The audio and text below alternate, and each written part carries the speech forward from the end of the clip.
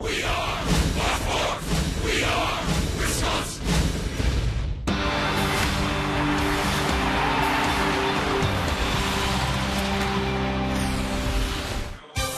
Oh, don't those look good?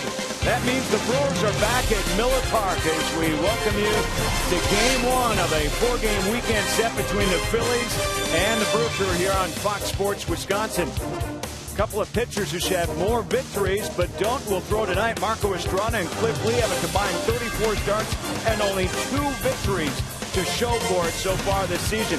Brian Howard and the Phillies not feeling that brotherly love like they did a year ago.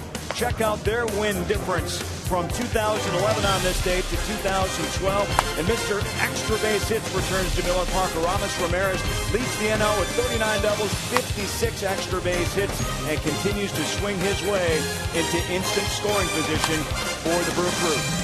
Brett Kashan, Davey Nelson back on board with you as our coverage of Brewers baseball continues in Miller Park. The place to be for the Brewers. They've had a rough go of it lately on the road, but at home, Davey, over the last 31 games, have played exceptional baseball. Well, you talk about home cooking, partner, and the Brewers, that's what happens when they are here. They're 21-10, you know, and the thing about it, they hit well, they hit the ball out of the yard, but they're so comfortable here. Their record is outstanding, and for some reason, whatever it is, they enjoy it here, and they're much more relaxed. And Marco Estrada is going to get his turn out there for Milwaukee tonight to try to keep it going, relying on some good defense as well. That should have happened somewhere along the line of his 14 starts, but it hasn't. We're talking about getting win number 1 for Marco when BA and Rock take you the rest of the way.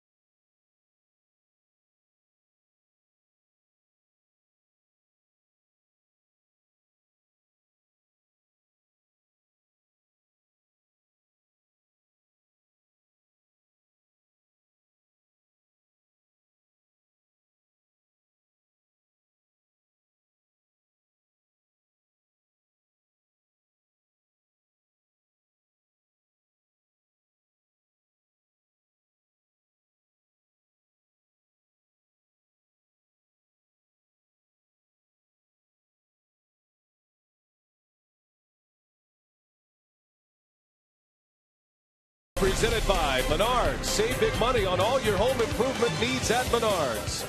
By Miller Lite, because when friends come together, it's not just a good time, it's Miller time. By Toyota. When you choose Toyota, you get a lot for less. Toyota. and by AT&T, the nation's largest 4G network. AT&T, rethink possible. Back in Milwaukee, Wisconsin, beautiful Miller Park. Marco Estrada matching up against Cliff Lee tonight. Neither one of them faring very well against their opponent throughout their careers. Matter of fact, 0 wins for each, and both finding wins hard to come by this year. Cliff Lee has 2. Marco Estrada going after his first of the season here tonight. Hi, everybody. We welcome you from Miller Park alongside Bill Schroeder. I'm Brian Anderson. Great to have you with us tonight, and we're excited to get this homestand started anywhere but the road for Milwaukee lately. They've actually played very well here at Miller Park. And, Rock, tonight they turn the ball over to Marco Estrada in desperate need of that first win. Yeah, he's come close on a number of occasions. He's left 4 games with the lead, victimized by the blown save. He got roughed up his last time out against the Houston Astros, but Marco Estrada has done everything he's been asked to do out there in the mound. He certainly deserves a win. He doesn't walk anybody. He's got over 5 strikeouts to every walk this season. Did not fare all that well against the Phillies 4 starts ago, but the other 2 between those other starts were very good. So Marco Estrada looking to keep the Phillies off the board in the first inning. That was a problem for the Brewers' starting rotation on the last road trip. Don't see the kind of run support he gets. The Brewers have been swinging the bats pretty well, and Aramis Ramirez has been leading the attack. He is making a run at a franchise record for doubles in a season. It's game 1 of 4, the Brewers and the Phillies. Coming up next.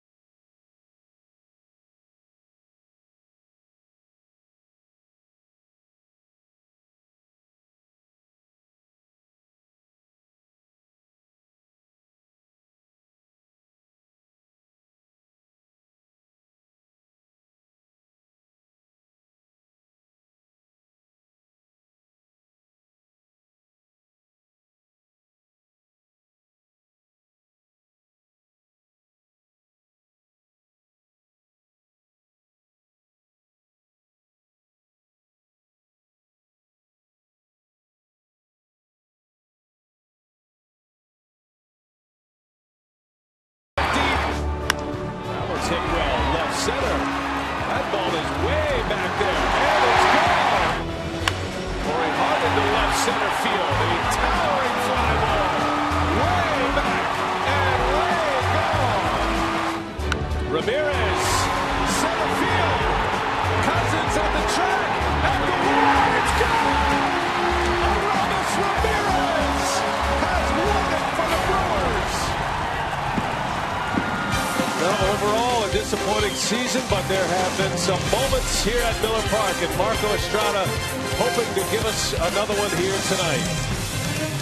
Marco Estrada and the Brewers taking on the Philadelphia Phillies and Cliff Lee tonight. Game 1 of this 4-game series. The Brewers still leading the league in home runs coming in, and the hitting guru, Phillies manager Charlie Manuel. Been a rough year for the Phillies, as it has for Milwaukee. See the record for Philadelphia. They are 54-63, coming off a series win against the Miami Marlins. They did lose yesterday. They were making a bid at a sweep. Carlos Ruiz still the Phillies' best hitter coming into play today with a .335 batting average. Well, let's give you the Piggly Wiggly batting order for the Phillies. You've got Jimmy Rollins leading off, Juan Pierre, Chase Utley, Ryan Howard, Dominic Braun, and Lance Nix. All of those left-handers, 5 of them in a row in Manuel's batting order today against Estrada. Bottom 3, Kevin Frandsen, Eric Kratz, and Cliff Lee rounds it out. And the numbers on Marco Estrada, he should have had at least 3 or 4 wins by this point. And we'll see how many innings he'll get the rest of the season. They've talked about perhaps a shutdown with Estrada, but he's pitching much better than his numbers would show. Well, no doubt about that. Making start number 15. He got a no decision 4 starts ago against the Phillies, giving up 5 runs. He got roughed up his last time out against the Astros. Looking for a rebound here tonight. Jimmy Rollins leads off, and the first pitch is down and away we go from Miller Park. Now the Phillies are without Placido Polanco. They're without Carlos Ruiz. As Rollins skies one, shallow center. Gomez calls off Segura. And there's the first out. That's how Marco Estrada's night begins. Defensively, Braun back in the lineup tonight. Gomez and Aoki join him in the outfield. Around the Hornets, Ramirez, Segura, Weeks, and Hart. Jonathan Lucroy does the catching. Estrada on the mound. Menards Brewers defense. Brian Gorman will call the balls and strikes. He's the crew chief. Todd Tishner, Tony Randazzo, and Mike McClinsky on the bases. One gone for Juan Pierre. This Phillies club has turned over quite a bit since we saw them last in Philadelphia. Matter of fact, after the Phillies swept the Brewers in Philadelphia, they had designs on fighting their way back into the pennant race. They went through another losing streak and decided to pull the plug on a few players. Hunter Pence traded to the Giants, and 2 trades with the Dodgers, Shane Victorino and Joe Blanton. Well, still a pretty good lineup, and it's kind of a surprise that the Phillies are in the position that they are in right now. Starting pitching on paper very good. Chase Utley, Ryan Howard back. They spent the entire first half just about on the disabled list. But still a lineup that can give you some problems when they get going. Now, Juan Pierre's had a nice season for Charlie Manuel, so much so that the Philly skipper said he'd like to have him back next year. Juan Pierre, a .306 hitter this season. Manuel's got him in the 2-hole here tonight as he slaps one. Segura cannot make the play. A base hit for Juan Pierre. And a pesky hitter that will certainly hit the ball where it's pitched, and he's on base again. He's a stolen base threat. Some of the deadline deals we were talking about. You see Hunter Pence, and how big is that trade for the Giants now after the news yesterday that Melky Cabrera will be suspended for 50 games. Hunter Pence will be one of the key figures of that offense for the rest of the season for the Giants. And then Victorino and Blanton going to the Dodgers.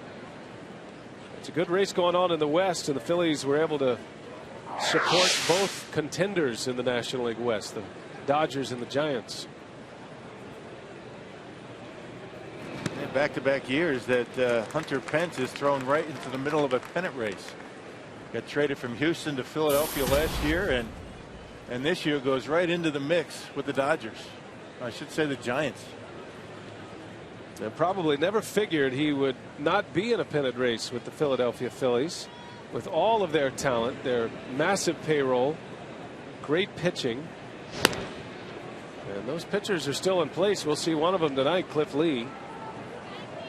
And his season has been an enigma this year. Just 2 wins for Cliff Lee. He's 2-7 and a .385 earned run average.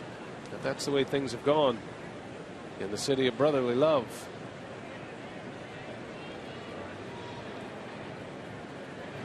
Utley skies one, center field. Gomez will ease his way in. And there is out number 2. Pierre retreats to first. It's an overcast night. Get some thunderstorms in the area, but the roof is open for the time being. It's just a very nice night here in Milwaukee right now, temperature-wise. 75 degrees.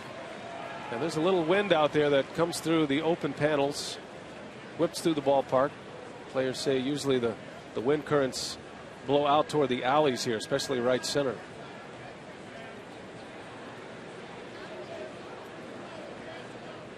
And that's good news for the home run hitters like this guy, Ryan Howard. Howard tore his Achilles the very last out of the Phillies season last year. Pierre takes off. Lucroy's throw right on the bag. Out is the call. Jonathan Lucroy cuts down Juan Pierre. Hitting over at second base on a perfect throw by the Brewer catcher.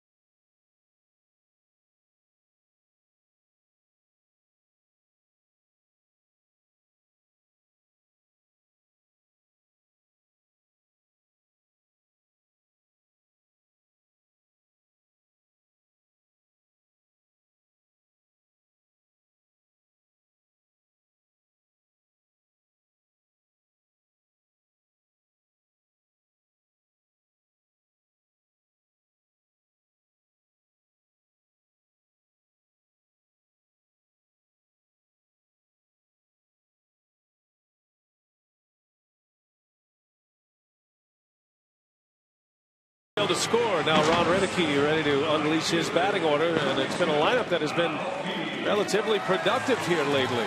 Done a nice job. Unfortunately, the Brewers losing some late leads lately. Piggly Wiggly batting order tonight for Renicky. He's got Aoki, Weeks, Ryan Braun back in there tonight. Ramirez, Hart, and Lucroy in the middle with Gomez, Segura, and Estrada rounding it out against left-hander Cliff Lee, one of the game's top pitchers over the last 4 years, but it has not been the case this year. Yeah, 11 no decisions. Both of his wins came away from Philadelphia on the road. And has not won a game at home in 11 consecutive starts. It's been a very strange year for Cliff Lee. One of the problems is the Phillies haven't been scoring many runs for him. Former Cy Young Award winner. Lee works extremely fast. Throws a lot of strikes. The earned run average is still pretty good. You consider the ballpark he plays in, Citizens Bank Park, which is a hitter-friendly ballpark, but the wins just have not been there for Lee. Did not win a game until the 4th of July. Has just 2 victories this year. His lone wins have come against the Washington Nationals. That was his most recent win back on the 31st of July, and then he beat the Mets. Both of those wins coming on the road. Yeah. And has never beaten the Brewers in his career. And the Brewers roughed him up in Philadelphia. That is a swing and a miss on Nori Aoki, trying to avoid that fastball, and he does cut through, says Brian Gorman, so a strikeout. Here are the Phillies defensively behind Cliff Lee tonight.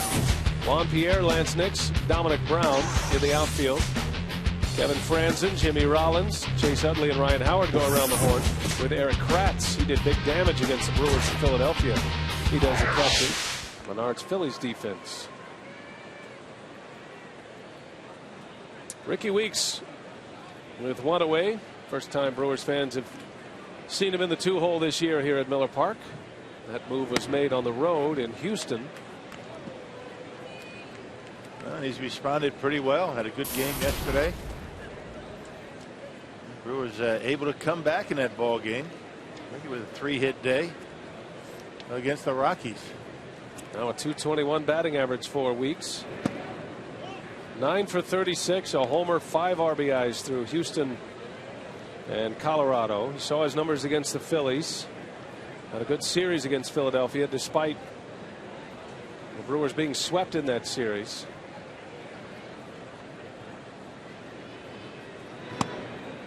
Well, hopefully Weeks has endured the worst of it. His batting average was as low as 150. He has been on a steady increase since. Still 5th in the league in walks. He leads the ball club in walks with 57. You figure that might go down now that he's batting in front of Ryan Braun. Well, he's always had a good eye, even when his batting average was well below 200. That's the kind of the mystery of Ricky Weeks. Able to take his walks, but he's hitting under 200 for most of the season. That just doesn't jive. Weeks was on a doubles binge on the road trip. Had 5 doubles on the road trip. Had 3 in one game against Houston. He's worked it full against Cliff Lee. 3-2 with Braun waiting to hit next.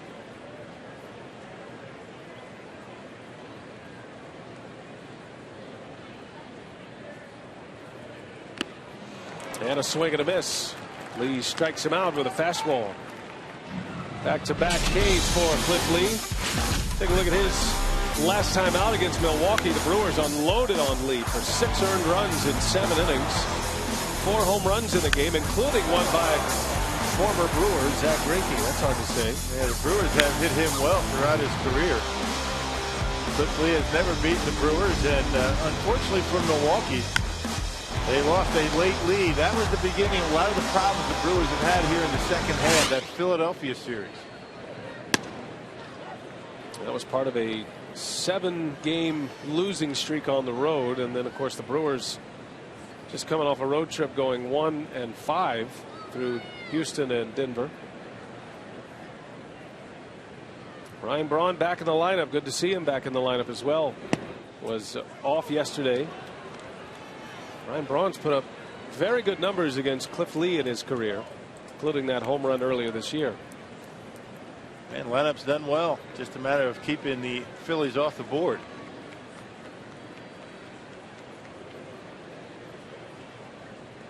Oh, 2 on Braun. Lee has started this game with back-to-back strikeouts. Saw Ryan Braun out early today for early batting practice, and that's news because Ryan Braun has rarely done that in his career. That one's hit well. That is way back right center field, and it is off the top of the wall and out of here. Welcome back, Ryan Braun. Hey, good to be back home. On an 0-2 pitch for Ryan Braun, he sends one out of here to right center. There you go. Little early beat, not going to hurt anybody. And that wasn't a bad pitch by Cliff Lee.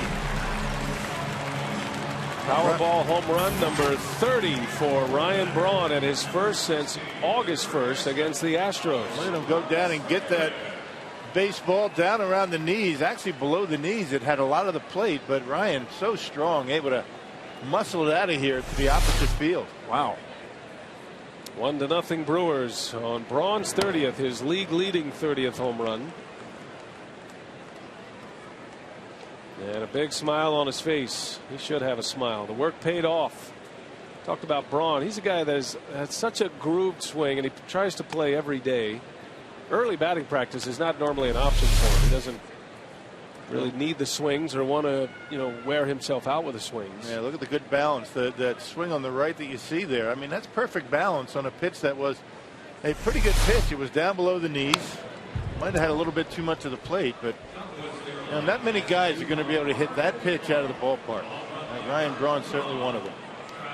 30 home runs, 78 runs batted in now. What Braun is calling one of the more significant slumps of his career. He's still been able to put up the numbers. And that home run pushes his batting average back over 300. We're not talking about a guy, who's hitting in the low 200s here. It's just been a period of un-Braun-like production. Yeah, it's all relative, right?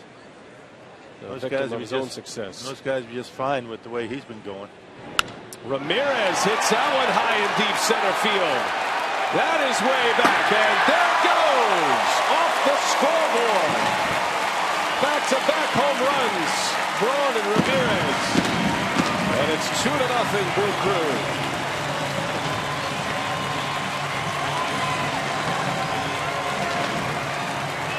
Well, they were talking about it on Brewers Live, right? Good to be home. It certainly is.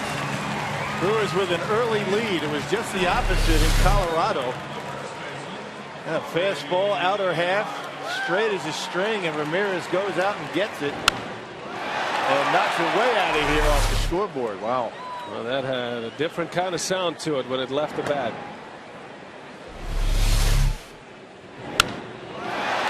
And Ramirez knew it was gone. Listen to this one. Bang. Off the Miller sign.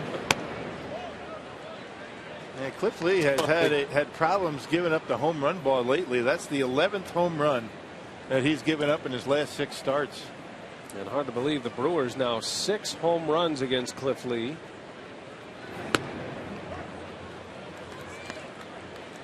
Ball and 2 strikes on Cory Hart. Well, for Aramis Ramirez, his 3rd career home run against Lee. There's a strike called. Lee punches out Cory Hart to end the inning. Gives him the evil eye, does Cory Hart to Brian Gorman. Back-to-back jacks. Ryan Braun, number 30. Aramis Ramirez, his 16th. 2-0 Brewers.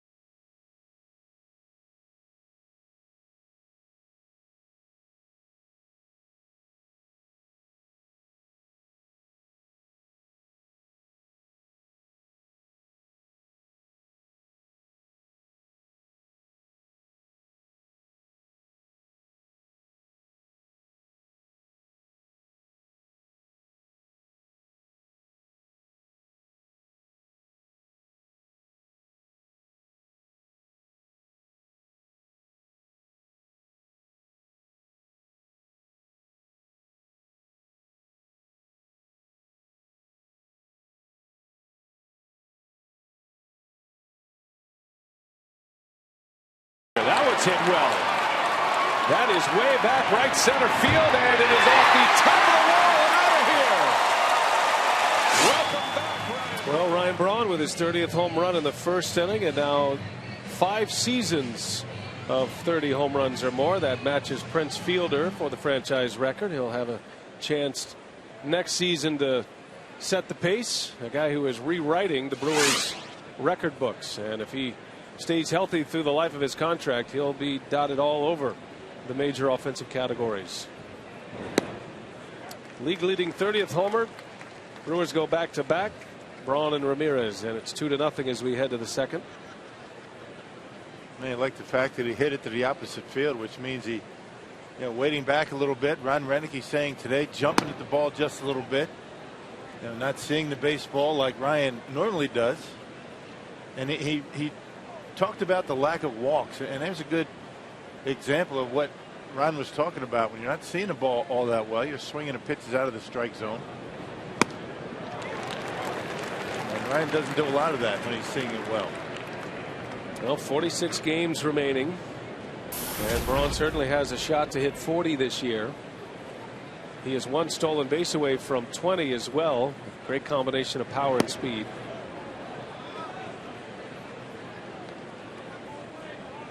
turning into one of the great home run hitters in the game. The guy at the plate's been one of the great home run hitters in the game. Ryan Howard, 7 this year. He missed most of the first half, recovering from that Achilles injury. Slaps one into the opposite field, a base hit. So Howard leads off the second inning with a single. The second hit for Philadelphia. And Marco just missed on a 2-strike changeup. Howard took it, did not get the call, then came back with a fastball, and then Ryan Howard beat the shift, rolling one into left field.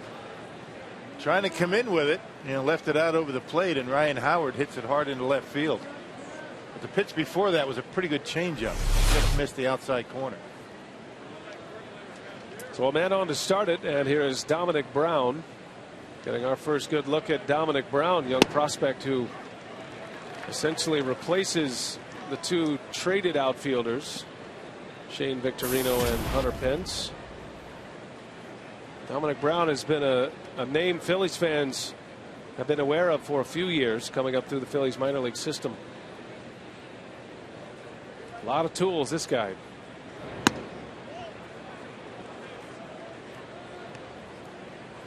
Now, you would never think that in the middle part of August you would expect the Phillies to be bringing up some minor leaguers to see what they can do. Phillies been in the playoffs since what, 07, right? 5 straight years winning the division, the National League East. Brown's been up and down the last couple of years. Hasn't really hit much in the big leagues, but he's always put up the good numbers in the minor leagues, and he's kind of been one of those fringe players without playing time, and now he's going to get some playing time.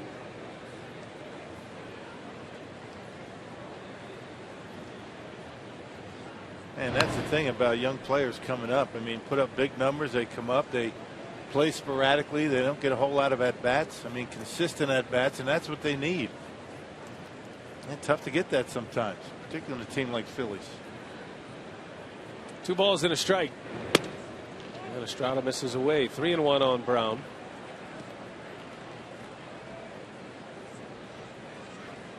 Braun, a career .296 hitter through the minor leagues, 7 seasons. He's only 24 years of age.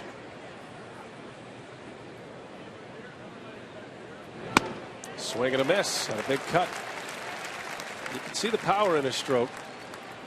Braun did have a 20 homer season in the minor leagues. The Phillies think he'll hit 25-30 home runs in the major leagues. He projects that way anyway, especially in that ballpark.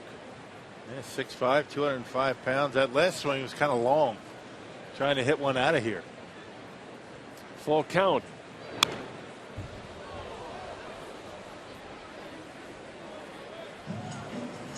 Got a long swing, usually very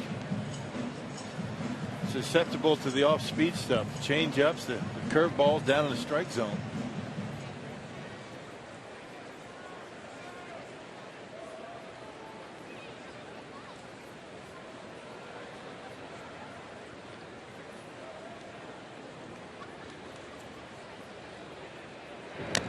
Got him.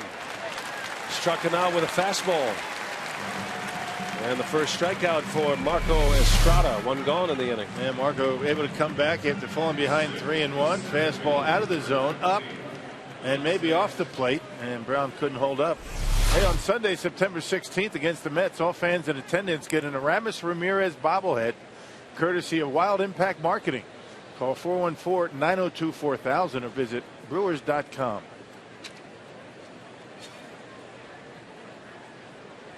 Here's Lance Nix with 1 away, the former Brewer.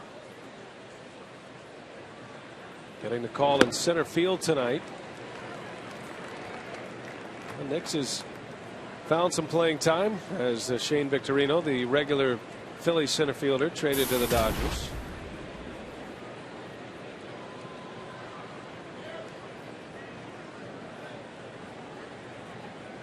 Nix making his first start in center field this year.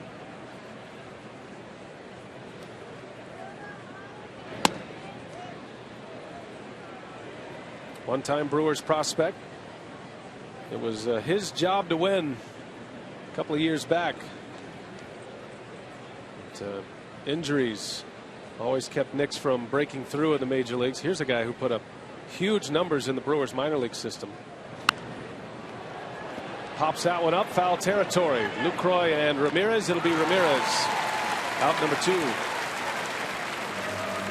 Good off speed by Marco Estrada, had him fooled. Yep, able to pull the string after a pretty good fastball that missed the plate, came back with an off-speed pitch, and then Nick's way out in front. Easy out in foul territory. Yeah, with 2 outs, it'll be Kevin Franzen now.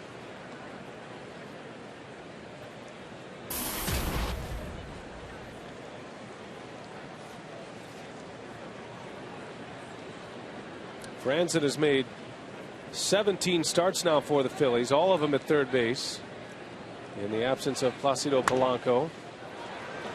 Phillies are saying Polanco could be back after this series in Milwaukee. They're hoping he comes back on Monday. Talented third baseman Polanco, but he's had a lot of trouble staying on the field this year. A back injury has kept him out for most of the season.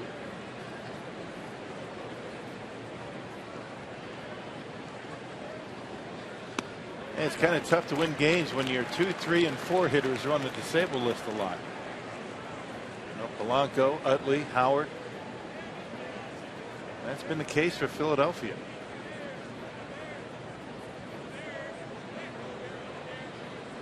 Oh, and 2 the count on Franzen. Ryan Howard still at first base. Franzen takes a ball.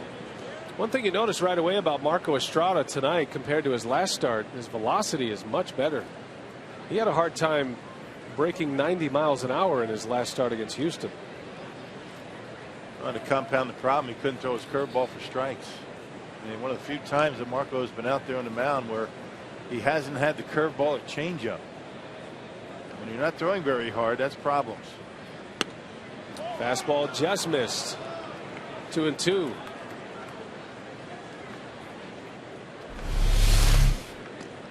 Just missing that outside corner. Pretty close. So we'll do it again. Howard with a small lead at first. A leadoff single. And Franzen down the line. Aoki will watch it go foul. You're giving Howard a lot of credit calling that a lead. He wouldn't even be in violation if it was Little League. He wouldn't. Doesn't want to give anybody the impression that he's thinking about a stolen base. He does not want to dive back or even make a move back to first base. If he dove back, his belt buckle would hit first base. I mean, if he just fell down. It is. It's like a smoke signal, right? Pitcher, I'm not going anywhere. Don't even bother. Been laughing at him. 2 balls, 2 strikes. Into center field, that will fall. A base hit. Good piece of hitting there by Kevin Franzen. I'll say that was a pretty good pitch. Yeah, curveball down around the dirt, and he just went down and picked it right off the ground and knocked it into center field. And Brewers remember Franzen from his days with the Giants. Not much you can do about that, Marco. That was a pretty good pitch. Look at that, about what, 6 inches off the ground.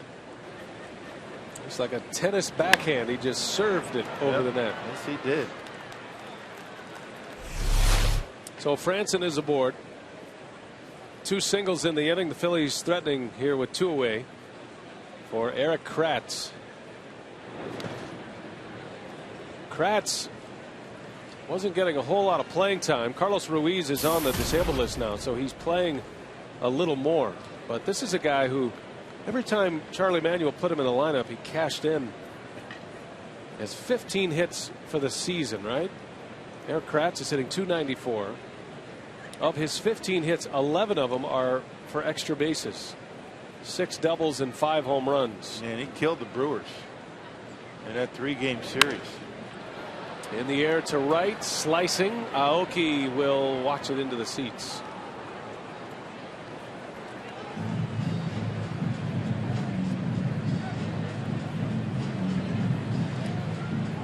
Kratz slugged his first major league home run in May.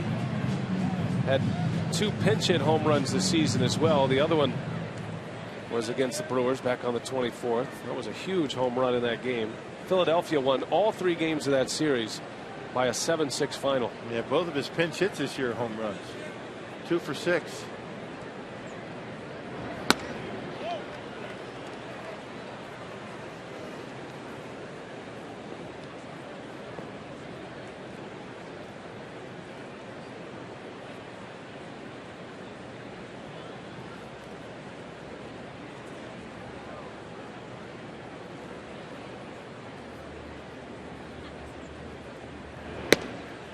Three balls and a strike.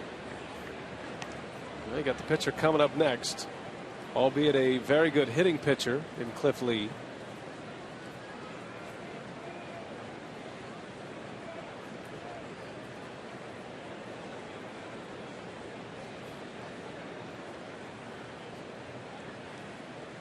Two on, two out, and a hitter's count for Eric Kratz.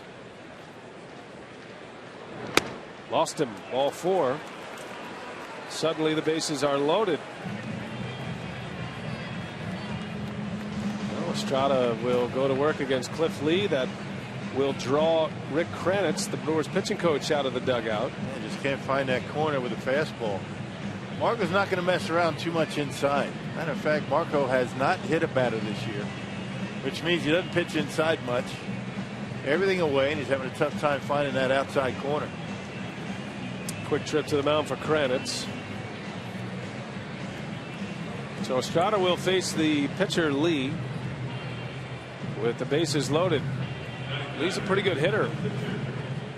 Has a 195 batting average. Has 8 hits this year. He's 8 for 41 and does have 2 runs batted in.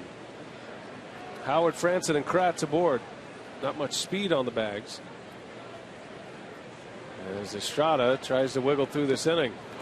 And not a bad idea starting Cliff Lee with an off-speed pitch. Right, he takes a pretty good hack up there. You make a mistake with him on a fastball down the middle first pitch, he will hurt you. Cliff Lee is very fast. He's been used quite often in his career as a pinch runner. So he hits a little chopper. Infielders know they have to quicken the pace more than normal against a pitcher.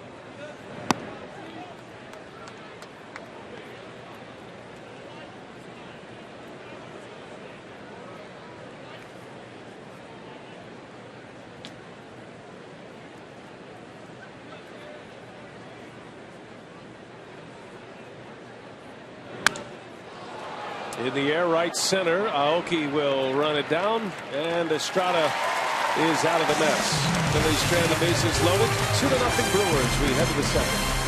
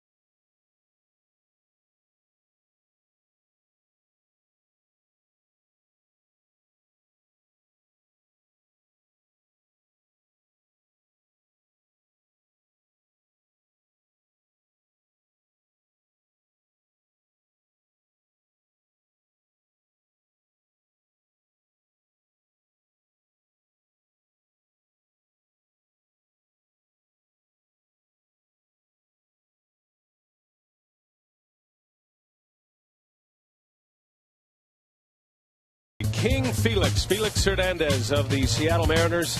A perfect game against the Tampa Bay Rays. Had a one-hitter in his career, but he went the distance yesterday. He finally finished off that milestone. The 6th no-hitter of the season, the 3rd perfect game of the season. Never been a baseball season ever with 3 perfect games. And Felix capped it off yesterday. Joins Matt Cain and Philip Umber with the perfect games this year. Safeco Field has had 2 no-hitters this year. If you take a look at our Farmers Insurance report card, some of the particulars, the 6 no-hitters this year. And the first season in the history with 3 perfect games. Safeco Field rocked the first stadium with 2 perfect games in a season. The Mariners were perfect gamed against by Philip Umber, and then they had the perfect game from Felix yesterday. The Mariners have been involved in 3 no-hitters this year, half of them. Yeah, I tell you, the Mariners and Tampa Bay have been involved in a lot of that stuff. Randy Johnson in 1990, Chris Bosio, our old buddy, in 93. And then they had a 6-pitcher team no-hitter in this year. So been an interesting year, interesting couple of years in baseball. But did you see some of those breaking pitches from Hernandez? I mean, they're unhittable. He finished the game with a changeup for a strikeout. So yeah, he had it all working yesterday. That was something to see. Congratulations to Felix Hernandez. Jonathan Lucroy leads off for Milwaukee. Hard to believe the Brewers have had 1 no-hitter in franchise history, and the Mariners have had 2 this year, and one of them a perfect game. Most perfect games in a season is 8. Or excuse me, most no-hitters in a season is 8. That was way back in 1884, but in the modern era, 7 is the most no-hitters in a season. That's been accomplished twice, 1990 and 1991. So if there is another no-hitter, then this will officially be another year for the pitcher. It might be already. No, there won't be one here tonight. Now, the perfect game is the interesting bird because everybody is on edge. I mean, the fielders, I mean, they're worried about booting the ball or making an error, ruining the no-hitter. Umpires are on edge. A call here and there. Jonathan Lucroy into center field, and Nix will haul it in for the first out.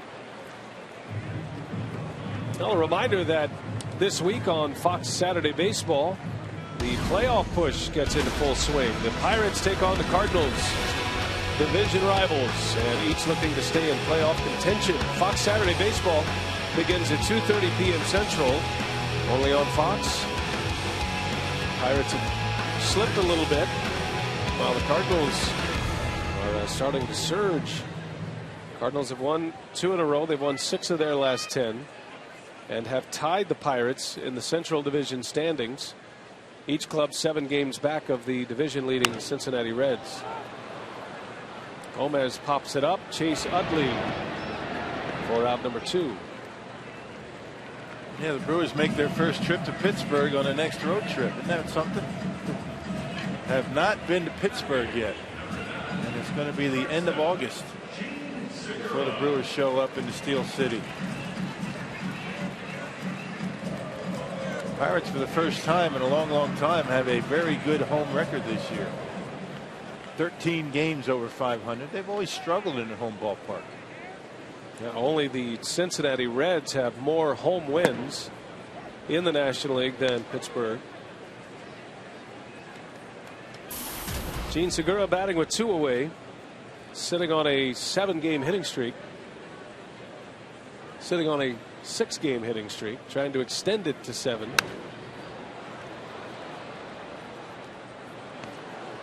A lot of talk about Gene Segura in his first couple of weeks in the big leagues. He has really impressed. I spoke to Garth Orts today, who handles the infielders, and he was raving about Segura, and he knew he had the tools. There was some question whether he was a shortstop or not, and I asked Garth Orts that question. Do you see him as a major league shortstop for the future? And he said, absolutely. He's making plays that I wasn't sure he was going to be able to make. He made some real good plays in Houston. He's been able to make the plays coming in. He's got good range. He's got quickness out there and a cannon for a throwing arm.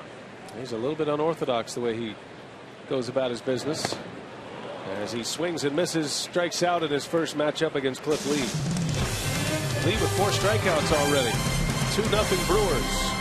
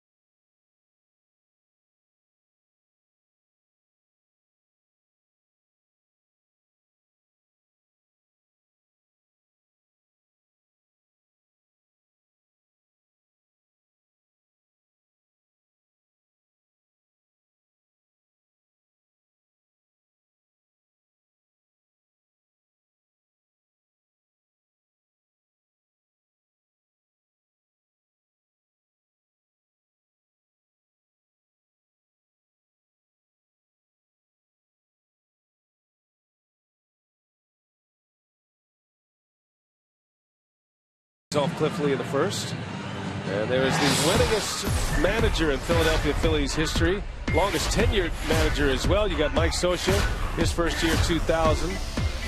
Ron Gardenhire came in 2002, and then Charlie Manuel in 2005.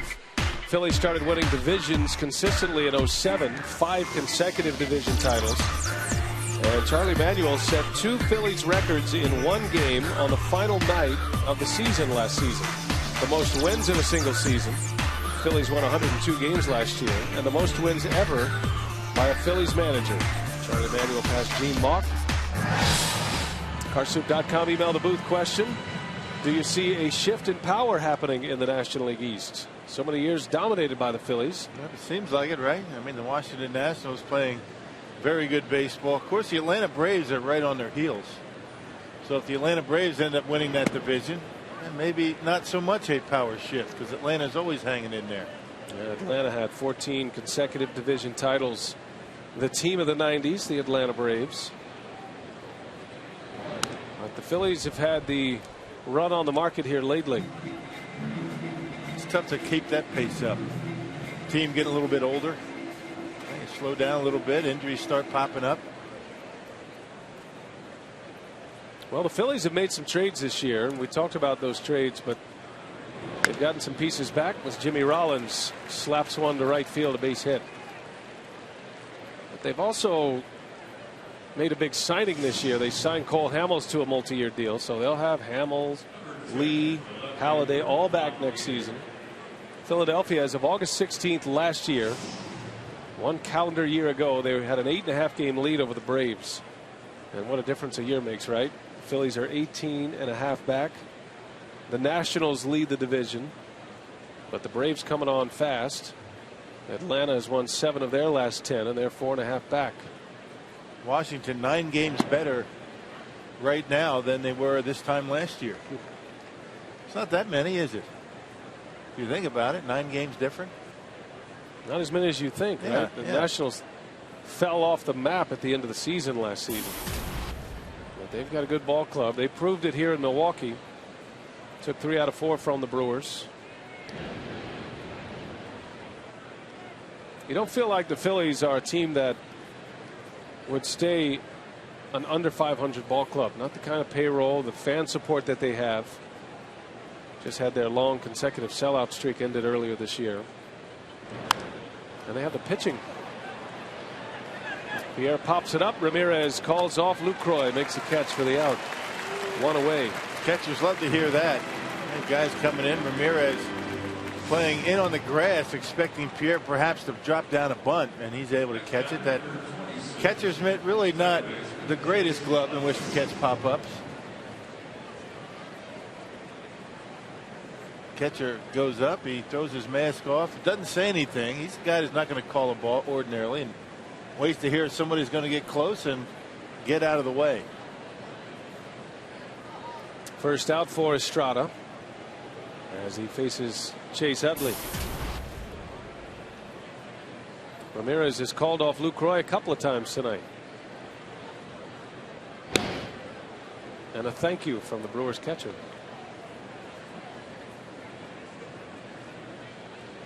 Especially those ones that are straight up to shoot like that one was. That was pretty close to being straight up over home plate. Those are the toughest ones to judge.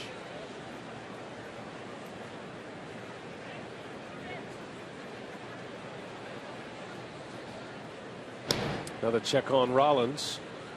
I always enjoy spring training when they break out the pitching machine and they roll it out there at home plate. They set it to the highest dial possible with the most backspin possible. Right. Shoot that ball up in the air. Up in the high sky. Unbelievable.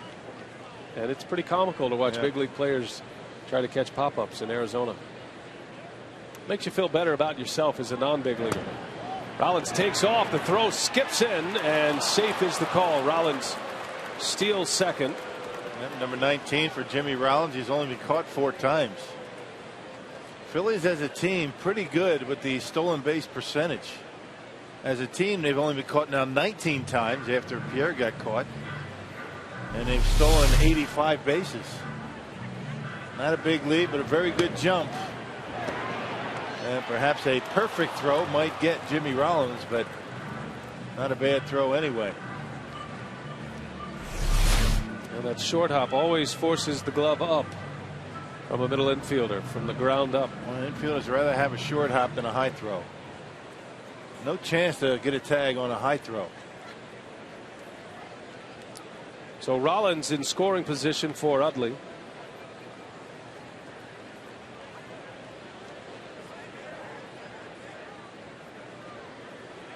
Chase Utley missed most of the first half with a knee injury.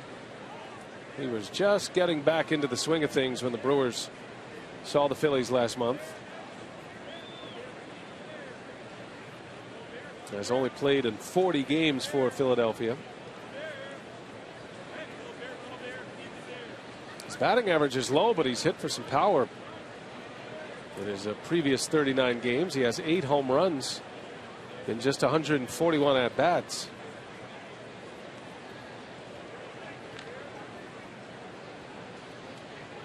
Runner takes off, nobody paying attention, and Rollins steals third base. Well, you had Aramis Ramirez playing over in the hole. You could see where he is. Marco Estrada looking in for the sign. Nobody at third base. That's why Rollins took off, because Ramirez was way off the line. And it was a foot race between Rollins and Ramirez, and Rollins won. Well, there have been some questions about Jimmy Rollins' hustle lately, not running out a ball on a ground ball, and Phillies fans have been on him a little bit. But hustling there, 2 stolen bases, and a big steal of third gets him there with 1 out. Yeah, Marco so intent on looking in for that sign, concentrating on the hitter. Ramirez off the line, and Rollins took a chance. That's a big chance you take with Utley and Howard. Yeah, due up. Utley at the plate, Howard on deck. Making out at third base, you look pretty bad.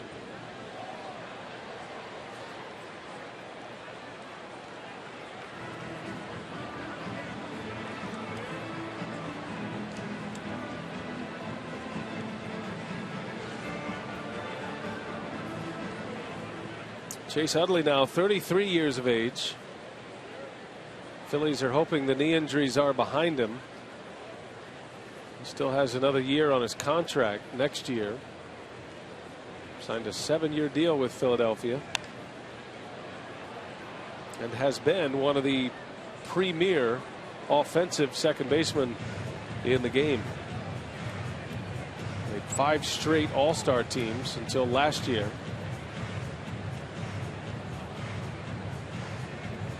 And when he's healthy, nobody better. He's really improved himself defensively. A good second baseman. He's got good speed and he has power. It's a matter of getting those legs healthy.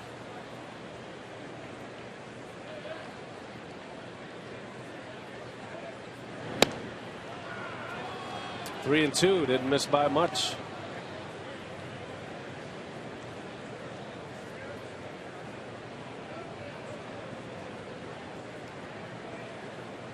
Estrada with a runner at third.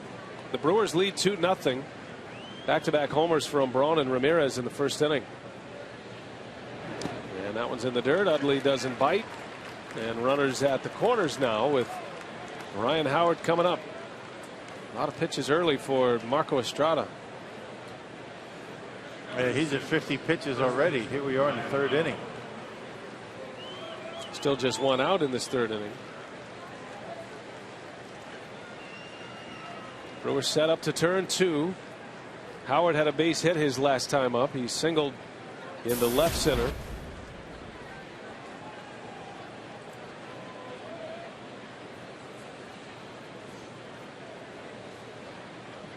Marco Estrada stranded the bases loaded in the second inning and is in more trouble here in the third.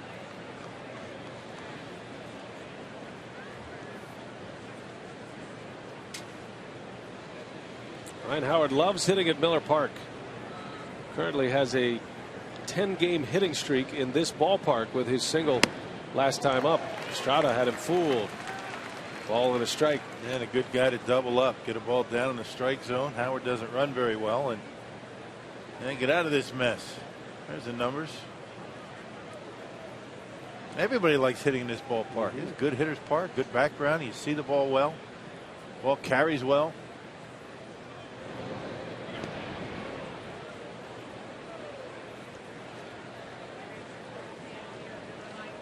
Well, Howard has bounced into 4 double plays this season in just 109 at bats. Brewers would love one here. One gone. Top of the third. First and third for the Phillies. Howard doesn't chase this one. 2 balls and a strike. Always a swing pitch to a batter. That 1-1 pitch. After either 1 and 2 or 2 and 1. And that has a great effect on what you throw next and what you look for at the plate.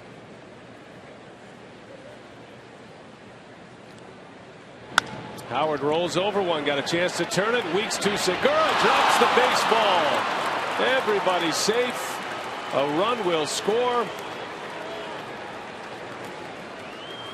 Oh, a miscue at the bag at second base. Segura has been flawless at the shortstop position so far, but that one hurts. Yeah, man, I don't even think you get Ryan Howard on a double play on that ball. Wasn't hit hard at all.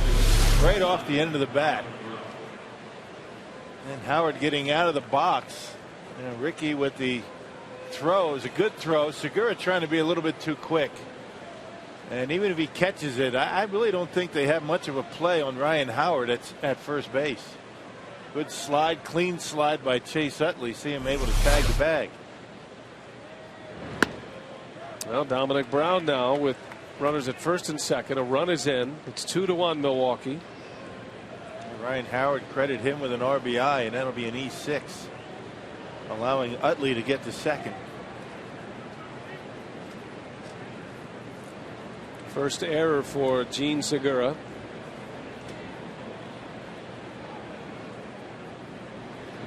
Sometimes you're better off just making sure of one. When you try and get 2, sometimes you don't get anybody.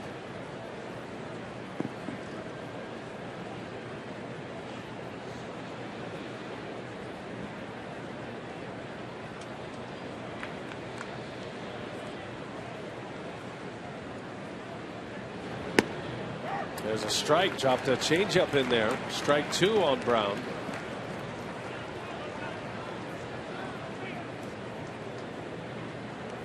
And Estrada wants to talk about this 2-strike pitch. And remember, Braun struck out on a high fastball his first time up on a 3-2 pitch. And the off-speed pitches once again for Marco have been A bit of a struggle for him. Back-to-back starts where he really hasn't had good command of his changeup. Isn't getting many swings on it. See what he does here with Braun. Ball and 2 strikes.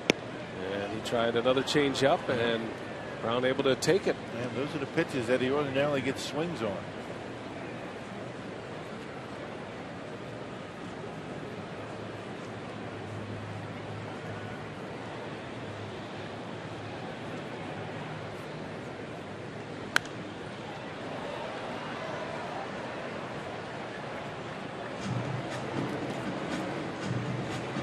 Well, the Brewers are keeping a close eye on Marco Estrada's innings load this year. He is making his 15th start here tonight. He began the game with 75 innings, and he's getting into uncharted territory for innings pitched.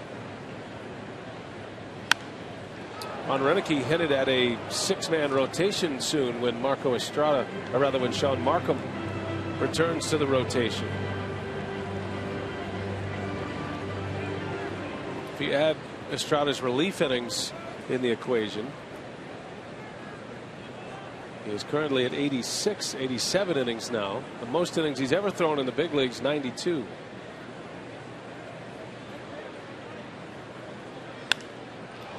In the air to left, Ryan Braun eases back, and he's got it for out number 2. I think one thing that may allow him to stay out on the mound, the fact that he was on the disabled list for a while, missed about 3 weeks. Or was it about a month? Whatever it was. So I think maybe that might allow him to extend those innings a little bit. Estrada was out for 3 weeks with a quad injury, which he did at the plate. He injured his leg as a hitter against the Giants back in May. 2 outs. Phillies have runners at first and second for Lance Nix. And he swings at the first pitch. In the infield, who wants it? Ricky Weeks barks it out. He's got it, and Estrada works around an error. The first error by the young shortstop Segura. 2-1 Brewers.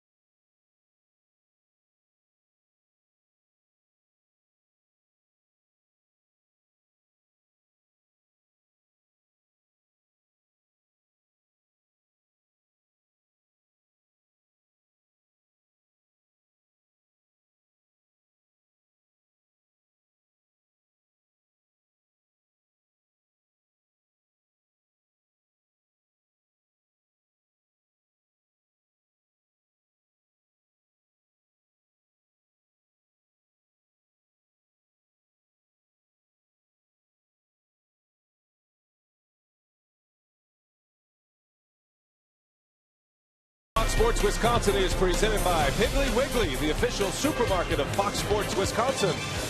By Ho Chunk Gaming Wisconsin, your ticket to more.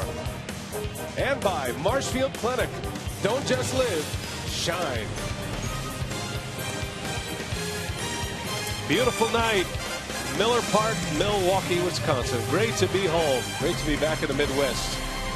In America's heartland. Cliff Lee, he's never beaten the Brewers, despite a Cy Young Award and some dominating years for a 5-year stretch. Cliff Lee just 2-7 this year. The Brewers got him with back-to-back home runs in the first inning. Braun and Ramirez. Phillies able to answer in the top of this frame. Marco Estrada leads off. Brewers will send 9-1-2 to the batting to the box against Cliff Lee. Estrada, Aoki, and Weeks. This will be a 4-game series against Philadelphia. And then the Cubs come to town, a 7-game homestand in all. Hope they'll make plans to join us at some point. The probables are in place for this series. It's Gallardo tomorrow against Vance Worley. Cole Hamels is on the mound Saturday night against Mike Fiers. Hamels making a Cy Young run here this year if he has a strong finish. A 13-game winner. Randy Wolf and Kyle Kendrick on Sunday. Estrada strikes out. Cliff Lee's got the good hook going now. As we check in with Craig and Sophia. What's going on down there, guys? Well, it's time to get social with our handle at Twitter. Of course, it's at FS Wisconsin. And good to be back home. Brewers, a lot of success here in the last 10 home series. Craig, absolutely. The Brewers, they love their home cooking. They've won 8 of their last 10 home series, including a 3-game sweep of the Reds the last time they were here at Miller Park.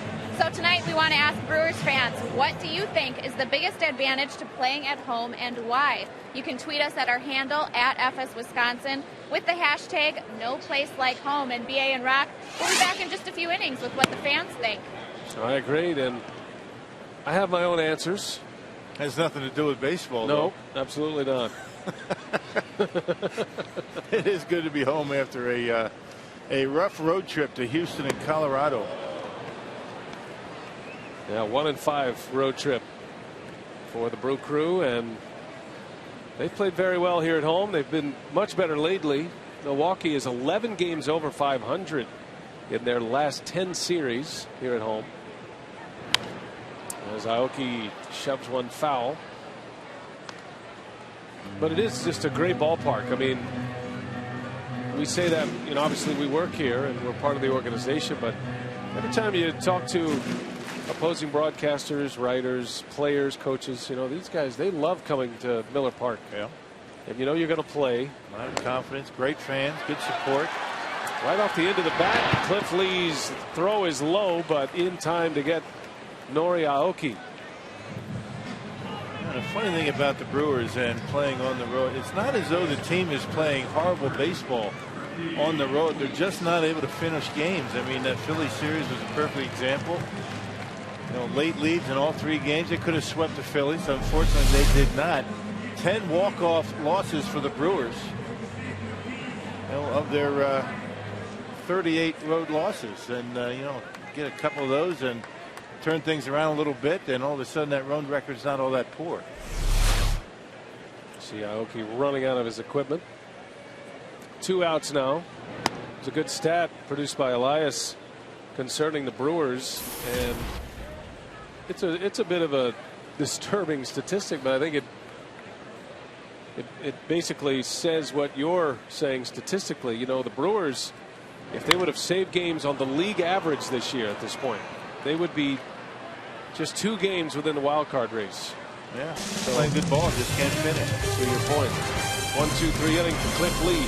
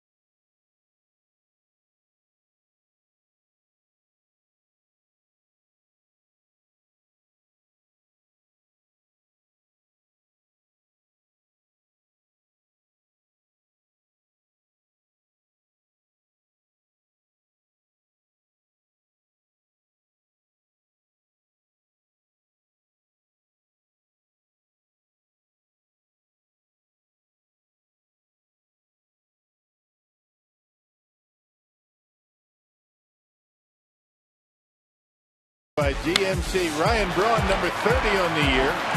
Jumpstarts the Brewers offense in the first inning. And right after that, Aramis Ramirez with a big fly off the scoreboard in center field. Aramis Ramirez with number 16. Hey, it's Miller time in the Miller Lite Beer Pen every Friday night at Miller Park. Fans 21 and older can get a Loge bleacher ticket and a free t-shirt for just $22. So here we go to the fourth inning. 2-1 our score. Marco Estrada and the Brewers have the lead over the Phillies. And Kevin Franzen leads off. Fly ball right field. Aoki for out number 1. 2 pitches, 2 outs for Marco Estrada. He got the final out of the third inning off the bat of Lance Nix, who swung at the first pitch, and Franzen obliges as well. So for a guy who is racking up a number of pitches here, and pitch count could be a question, the Phillies are helping him out the last 2 hitters.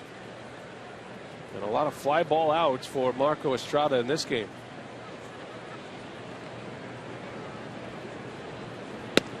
Here's Eric Kratz, the big catcher of the Phillies. He walked his last time up.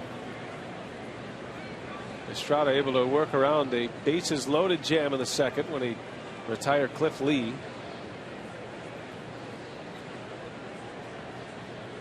Yeah, there actually has not been a ground ball out in this game by Marco Estrada. Had that fielder's choice to Ricky Weeks, but it turned into an error.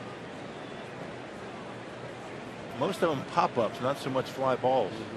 Yeah, all outs in the air, plus the 1 strikeout.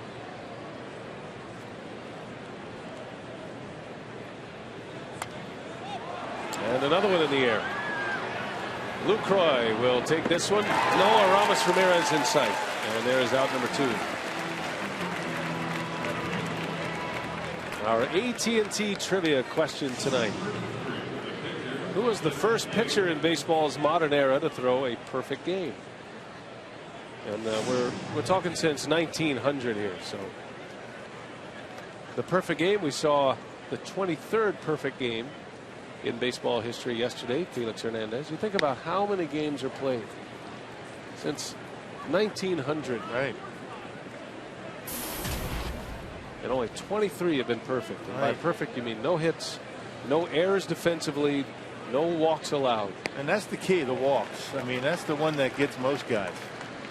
You know, the Juan Nieves no-hitter. He walked a bunch of guys. Remember Edwin Jackson's no-hitter? Walked 7, I think it was. I mean, a combination of no hits means you've got great stuff, but a lot of times when you have great stuff, you're going to be a little bit wild. And then you can't have an error. The stars have to align pretty well for you to do that.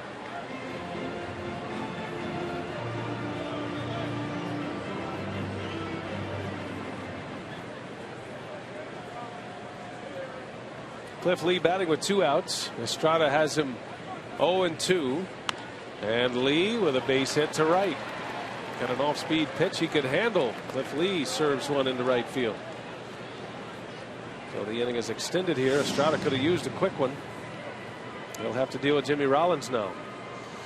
A reminder that Sundays on Fox Sports Wisconsin, join Tom Brokaw for Boys in the Hall, the personal stories of some of baseball's greatest legends. And this week it's Whitey Ford. Boys in the Hall Sundays presented by Subway Restaurants, where winners eat. A 2-out hit by Lee. Top of the order, Jimmy Rollins.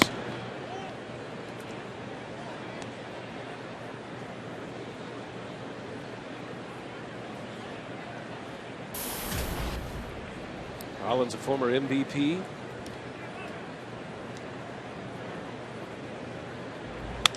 Slaps that one to third. Ramirez, nice play, will finish it off. Boy, he has been so good this year on both sides of the ball. The sluggers are coming up. Braun and Ramirez, they went back-to-back in the first. 2 up in the bottom of the fourth.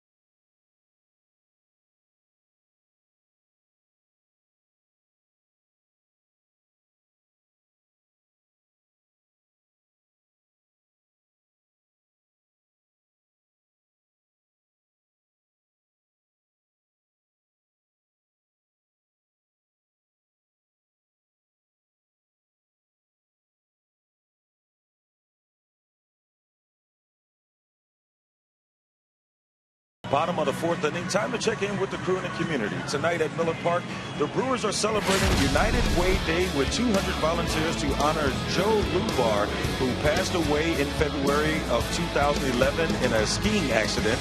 He was an avid baseball fan and had worked as a Brewers intern. His parents are Brewers investors and have long been involved with United Way.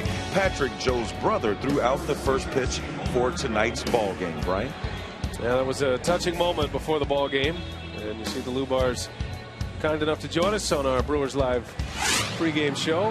And Mark and Debbie Atanasio down there with the Lubars as well. Here we go to the bottom of the 4th, and Ryan Braun will lead off. Terrific play by Aramis Ramirez to end the 4th inning. Taking a hit away from Jimmy Rollins.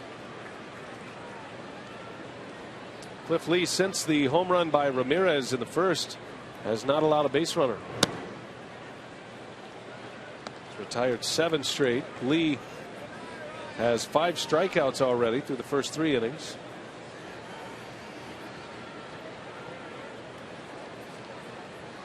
Baseball's version of the hurry-up offense. Cliff Lee, that one's hit well. Braun, did he do it again? You bet. Another home run. Ryan Braun with 2 home runs tonight. And a pretty good chance you're going to see him in early batting practice again tomorrow.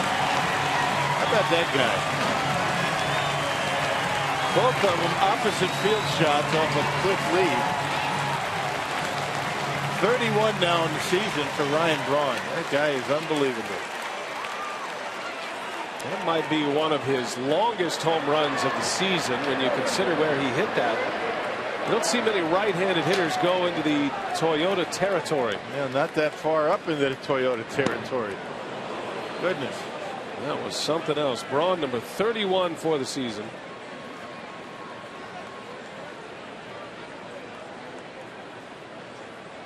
We talk about the sound that the bat makes with certain players, and you know when Ryan Braun's hit one. That ball was smoked. Ron Rennicky talking about Ryan's vision and not seeing the ball all that well. You have to do what he just did tonight. First 2 at bats, you have to be able to see the ball pretty well. Waiting back, keeping the head still, letting the ball get to you, and taking a vicious hack and driving them both out of here to right field. Braun's hit 3 home runs against Cliff Lee this season. 2 of them tonight. Cliff Lee has been giving up long balls at a record clip. That's the 12th home run he's given up in his last 6 starts. You've heard of a pitcher with poor command. That's not the case with Lee, but sometimes Lee too good has, yeah, exactly, command in the strike zone. He's wild in the zone, as they say. He never walks anybody. As he strikes out Aramis Ramirez. Let's take it back to the Braun home run. Watch how far this one flies. Trying to come inside, left it up and out over the plate a little bit. A ball that a lot of guys are going to try and pull into left field. And look at the way the hands lead the barrel of the bat. That ball just, that bat gets through the strike zone and see you later.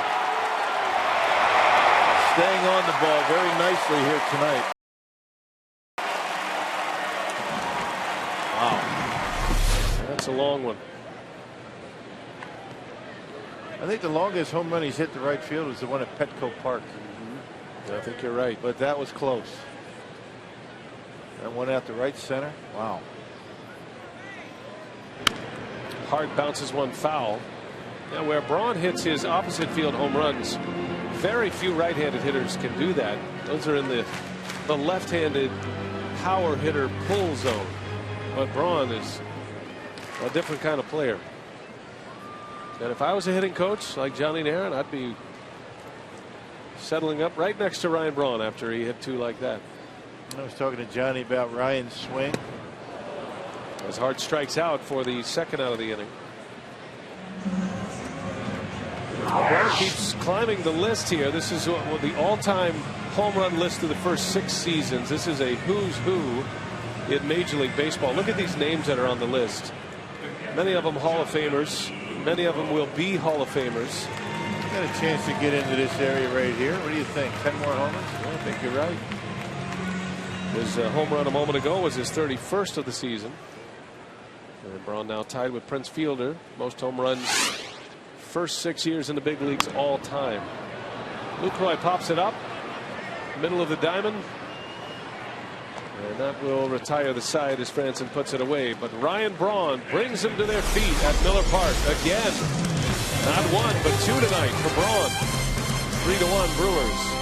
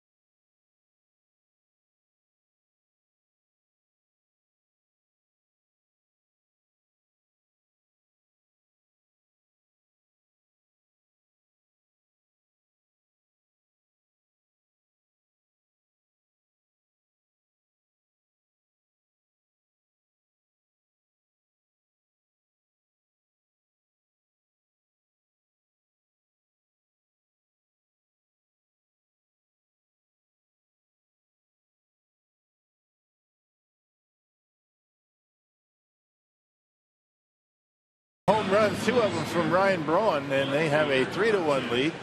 Tonight's time of the game winner, .08 Bar and Grill in Dorchester. Dorchester, Wisconsin, in Clark County. It makes sense if that was in Door County. Dorchester, yeah. If they call the Brewers in the next 24 hours, they get 40 Miller Lite beer pen tickets. This offer courtesy of the Tavern League of Wisconsin and Miller Lite. That's a new one for me, Dorchester. Yeah. Out in rural Wisconsin. I love rural. I am rural. Got a couple of stoplights in my hometown growing up. Montpierre leads off for the Phillies. You're a rural guy? Oh, yeah. You wouldn't know it, would you? No, I wouldn't. Not at all. Yeah, I grew up in a small town. Educated in a small town.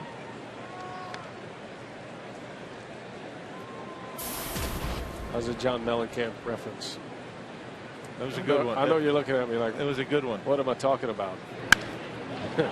Pierre into left center. Gomez has a long way to go. He'll track it down. Make it look easy. I actually didn't hear you. That's nothing new. Listen to this, Rock.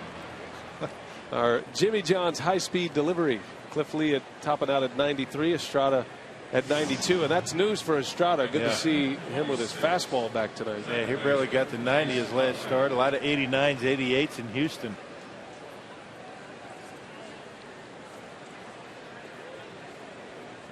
Here's Chase Utley with one away.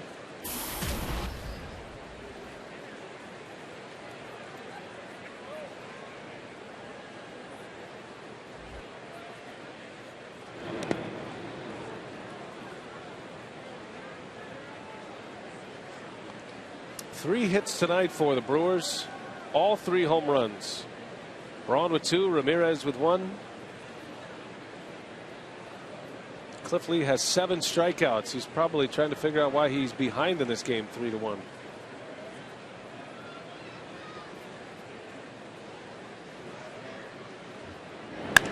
That's hit hard to center. Gomez came in, now goes back and makes a catch. Tough play on a center fielder right there. The line drive right at the fielder is always the most difficult. Yeah, toughest to judge.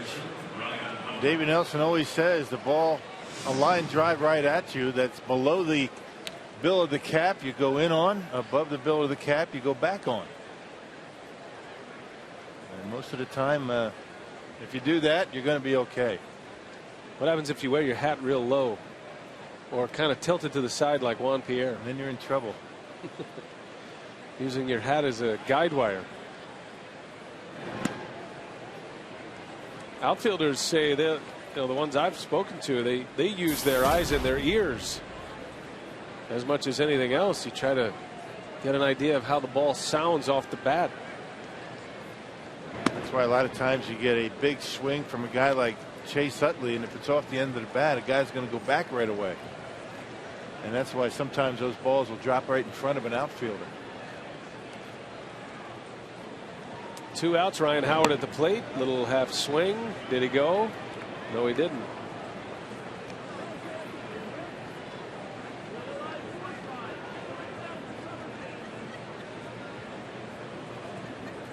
Three and 0. And there's strike one. Pretty good chance there's not going to be anything over Aoki's head out there in right unless it's out of the ballpark. He is way back out there. There's strike two. Interesting, though, the Brewers don't have the big shift on for Ryan Howard. They do have weeks out in the grass, that rover position. There's a couple of times this season that Ryan Howard has beat that shift against the Brewers, and there's another one. Little flare that will fall, and Estrada just cannot put together that 3-up 3-down inning.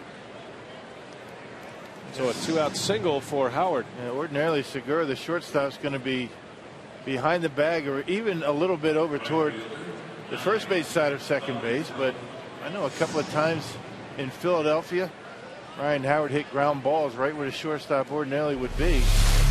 This time you really can't defend a guy when he hits the ball off the end of the bat like that, but he just dumps it into left. Good plate coverage that time by Ryan Howard on a changeup.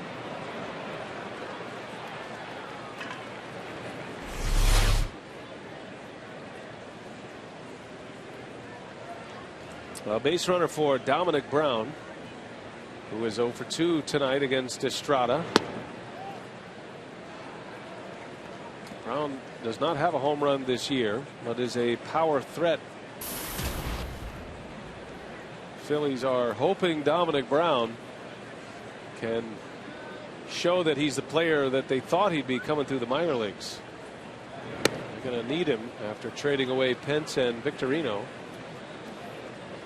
And with the payroll that the Phillies have a little bit lopsided, most of their cash is wrapped up in some of their bigger names that have led them to those division titles.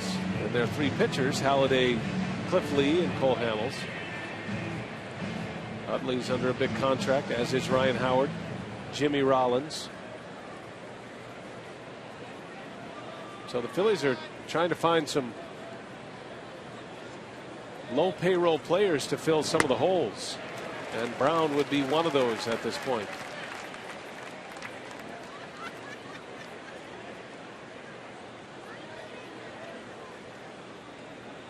Yeah, there's only so much money you can spend, right?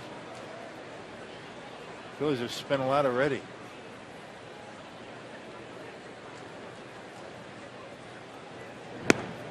Strike two. Fastball from Estrada. Well, you would think a fastball right there is in Braun's wheelhouse, but he was guessing on something else. Yeah. 2-2 now. And it doesn't bite on the changeup.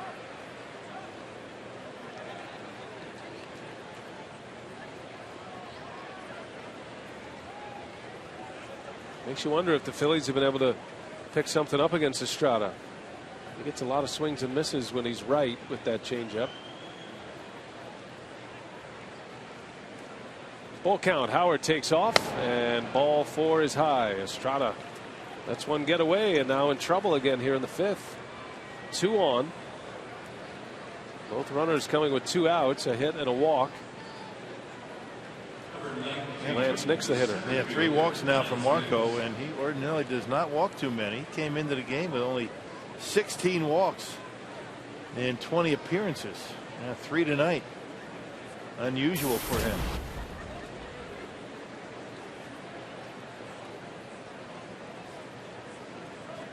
Lance Nix spent a good part of the year on the disabled list with a calf injury. Curveball for a strike. I think he fooled Jonathan Lucroy, crossed him up. Yeah, that was a cross up, is right. Lucroy fooled by the curveball, but if you expect fastball and get off speed, you have a chance back there to catch it right down the middle, and Brian Gorman caught it. Now, if you call curveball and get fastball, that's when the umpire ordinarily gets hit by it.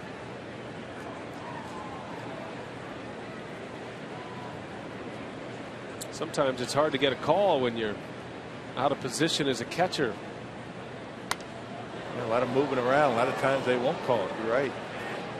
Got to stay still back behind home plate, but you don't have much choice when you get a pitch that you're not expecting.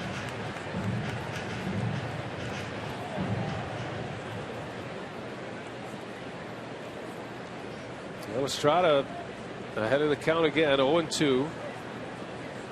2 on with 2 away, 3-1 Brewers in the 5th.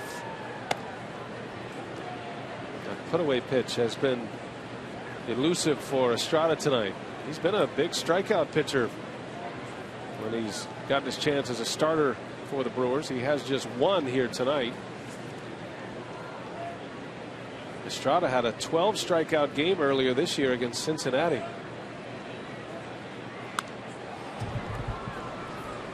Struck out 12 Reds back in June. Had 11 strikeouts against the Pirates in July. And coming into play tonight, had more strikeouts than innings pitched. 92 pitches already.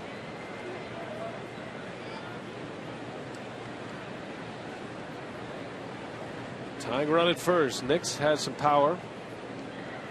Hasn't played much this year. Has a couple of home runs. And a bouncing ball. Weeks cannot get there. A base hit. Howard will be held around third base. Well, he's not running well at all, is he? And most teams and most players are going to at least make an attempt to score with 2 outs and a base hit, but Ryan Howard barely getting to third base. Well, this all started with 2 outs and nobody on. 2 hits and a walk, and the bases are loaded. There's that curveball that stayed up in the strike zone. Just out of the reach of Weeks. And even with Aoki playing very deep out and right, Ryan Howard, no chance you're going to send him home. Check him out. There he is at second base. And there's no way he's going to send him. He barely makes it to third. Talking about station to station, huh? Mm-hmm. And some speedy base runners behind him as well. Red Kranitz back out to the mound.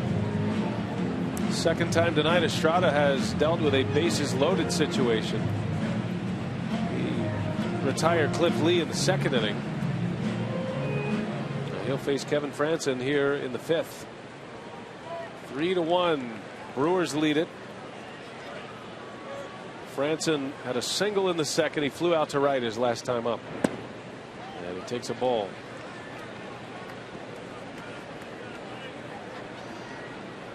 Estrada just trying to grind his way through 5 innings. His spot in the batting order is due up 3rd in the bottom of the 5th. 2-0 on Frandsen.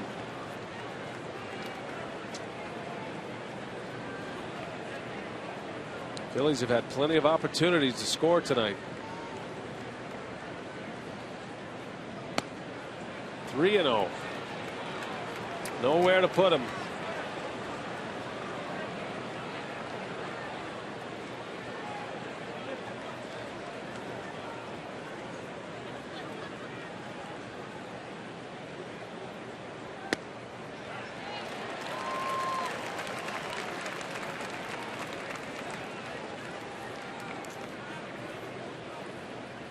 Dangerous pitch coming here. A hitter's count. Bases loaded. Franzen takes strike 2. Well, he got the call that time. That has not been a strike all night. Right on that outside corner. And he got a generous call. Full count. Runners will start. There they go. And Franzen drills one left center. That's down. Going to go to the wall. And 3 runs are going to score. With one swing of the bat, Kevin Franzen gives the Phillies the lead. A 3 RBI double by Franzen. And Marco just can't command the breaking pitches and the change-ups, and because of that has to come in with a fastball. And Franzen hits it hard into center field. Wow. Number 7 hitter's got a couple of hits. Everybody moving on the pitch on a 3-2 count. And Franzen finds the gap out in left center. Nowhere to put him. Outer half, and Franzen waiting for it. It's a lot of pitches in the same spot. Franzen was a very good hitter in AAA for the Phillies this year. That's what earned him the promotion to the big leagues. Had a lot of doubles down there. And it's a double here tonight that wipes him clean. 4-3 Philadelphia. Eric Kratz with 2 away. All of this with 2 outs. 3 hits and a walk.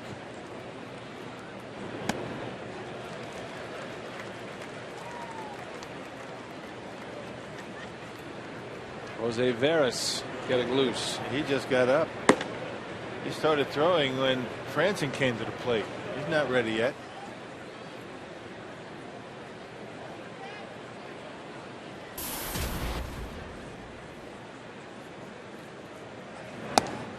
Chased another one.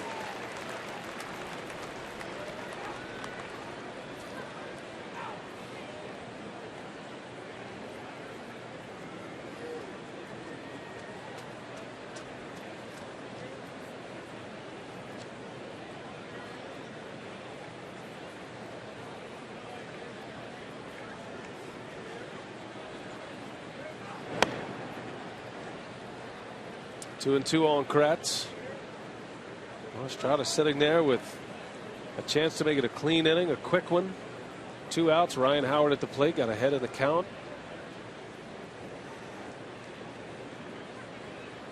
Howard delivers with a base hit, then a walk, another single, and then a bases loaded clearing double by Franzen.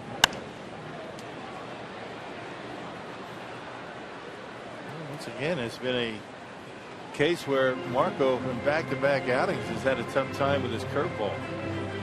Curveball, changeups. He's not getting the swings on the changeups that are down that he was getting early in the year. And he hadn't been able to throw his curveball for strikes.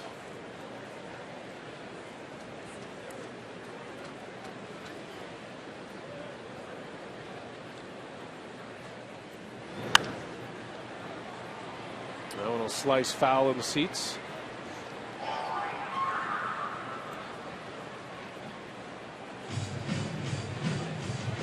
That's a tough pill too for the Brewers. You're in the middle of the game with a lead on Cliff Lee with 3 home runs. And the Phillies come fighting back in this 5th inning. 2 and 2 with 2 away. Kratz pops it up. This will stay playable. Lucroy. And that's the inning. But a big blow. Kevin Franzen drives in 3 with a double. And the Phillies have the lead.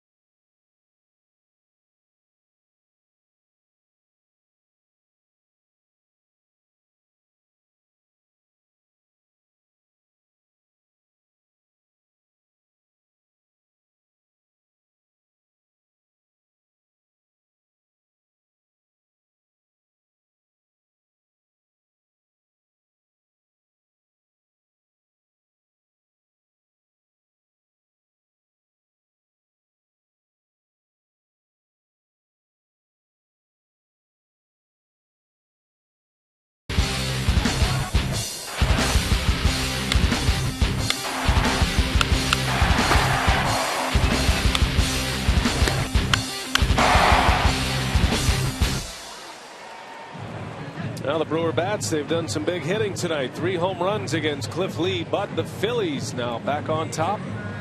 Brian Anderson with Bill Schroeder and Telly Hughes. Great to have you with us this evening. Cliff Lee back on the mound now, pitching with a lead. 7 strikeouts. He's given up just 3 hits, but those 3 hits have all been home runs. And Cliff Lee wondering what's going on. He's got 4 runs on the board in his support. He's hardly ever gets any runs. I mean, the 4th lowest run support of any pitcher in baseball this year. A little over 3 a game while he's been out on the mound. He's got 4 tonight. Now Lee with a 2-7 record, but an ERA at 3.85. So he's pitching well enough to stay in games. There's a slow roller, going to be a tough play. Rollins bare hands, throws, not in time. Infield hit for Carlos Gomez. That was a good play by Jimmy Rollins to make it close. I didn't think it was going to be that close. Not with Gomez running. Gomez with that big swing. He was out in front and got a little bit of a late break out of the batter's box. Nice bare hand pickup, but Gomez able to beat it by half a step. That's a nice play right there. See the way he spreads his hands out, his fingers. You know, to give himself a bit of a web, a little bit of an area to catch that baseball barehanded, gets a grip on it, and a good throw over to first base. Leadoff base runner aboard for Milwaukee. And here's Gene Segura. Segura, a strikeout victim in the 2nd inning. Lee got him on a big curveball.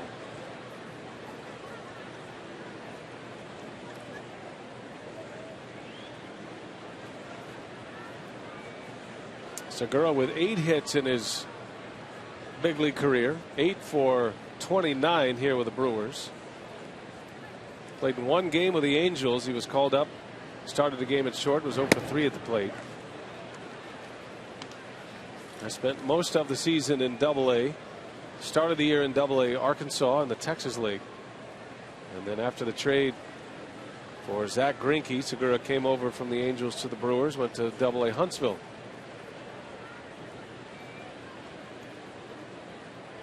A 22-year-old shortstop from the Dominican Republic, Gene Segura. Runner goes, hit and run on, and a bouncer foul. Gomez had a great jump. Cliff Lee, a decent move over to first base. Gomez going on the first pitch on an 0-2 count.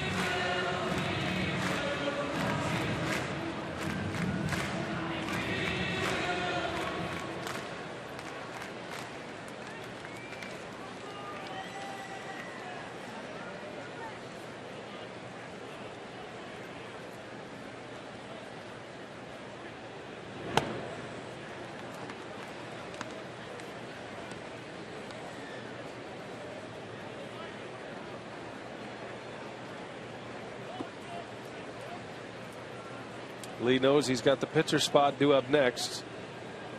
Ron Renicky has already sent Cody Ransom into the on deck circle. So no pitcher to get you through an inning this time around. There's Cody Ransom.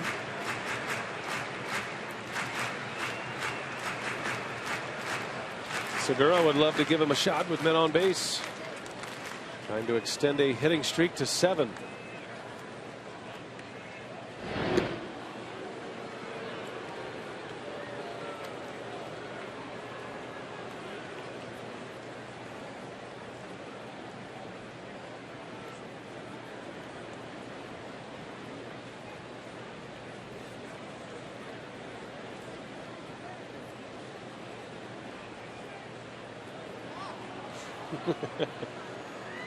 Gomez, ever the antagonist. And will not shorten up that lead. There he goes. Pitch is high, throw to second. Ball is in and out of the glove of Rollins. That'll be a stolen base. He would have been out if he held on to it. Well, the baseball and Gomez got there all at the same time. Gomez able to knock the ball out of the glove of Jimmy Rollins. Number 22 in the year for Carlos Gomez. 22 out of 27 this season. He's looking in. Rollins holds on to this baseball. Gomez is out. Right in the helmet. Shoulder, I guess. Good shot and a break for the Brewers.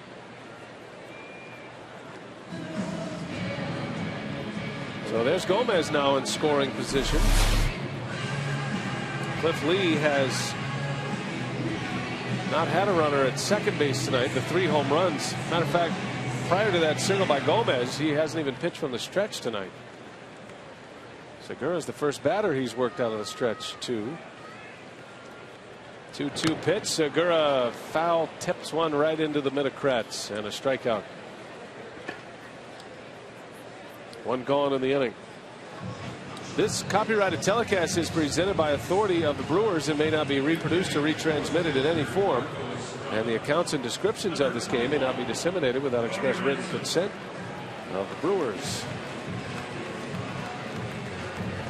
So Cody Ransom announced, and that'll be the end of the line for Marco Estrada. 5 innings, 8 hits, 4 runs all earned, and 1 swing of the bat put Estrada behind here in the 5th inning. That one too many fastballs for Marco tonight. Brewers can still give him a chance at a win, but they're going to have to take the lead here in this bottom of the 5th. Otherwise, Estrada will remain winless for the season. He's 0-5.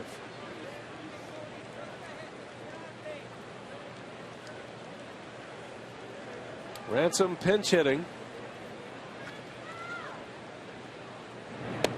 Had a home run against Philadelphia early this year. That was as a member of the Diamondbacks.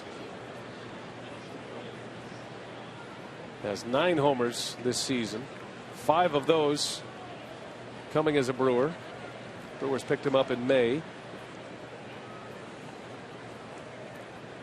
Tying run at second base. Changeup for a strike. 0-2 on Ransom.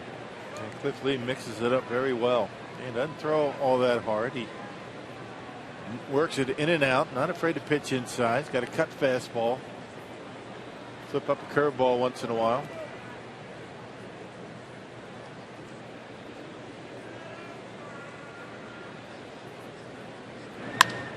On the ground to short. Rollins makes the play for the out. 2 gone in the inning. And we go back to the top of the order in Nori Aoki.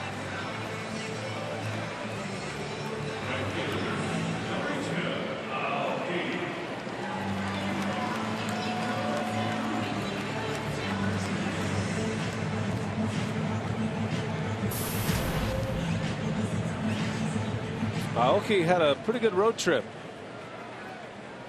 7 for 24 through Houston and Colorado. Did have a 13-game hitting streak snapped on Monday. He's had 2 long streaks this year, a 13-gamer and a 15-gamer. 2 of the top 6 longest hitting streaks by a rookie in franchise history. A lot of that has to do with his speed. A lot of infield base hits. Able to leg out a single and a ground ball.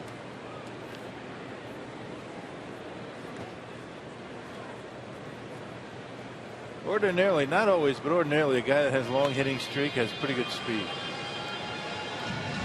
Aoki's not blazing fast, but he does get out of the box quickly, and he puts up some pretty good times at first base on the stopwatch.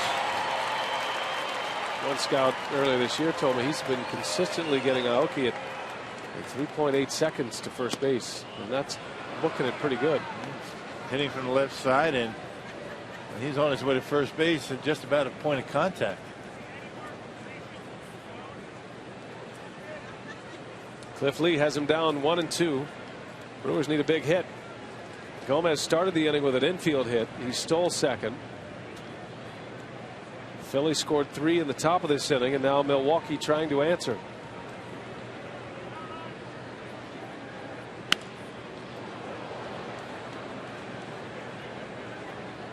Way to keep in front. put herself in a good position. Yeah. Had plenty of time to make the out. Very good technique. She played the wall very well. Yes. Went right to the spot. Check it out. I mean, you can't do it much better than that. Maybe two-handed, but kept it in front of her. Just don't panic. That's the key, and she didn't. Well done.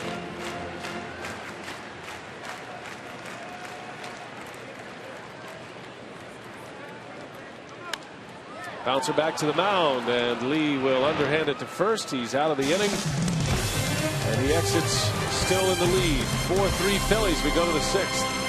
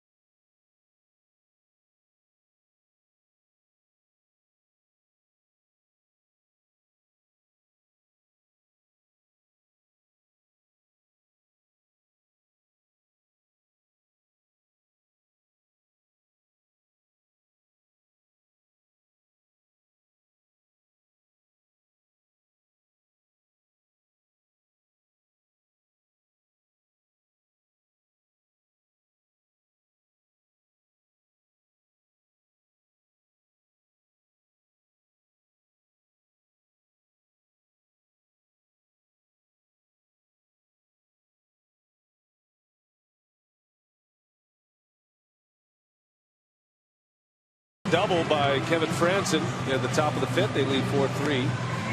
The Green Bay Packers are playing their first home preseason game tonight against the Browns. Fox Sports Wisconsin's Paul Immig is there, and you can read his comprehensive coverage tonight and every night after a Packers game. FoxSportsWisconsin.com.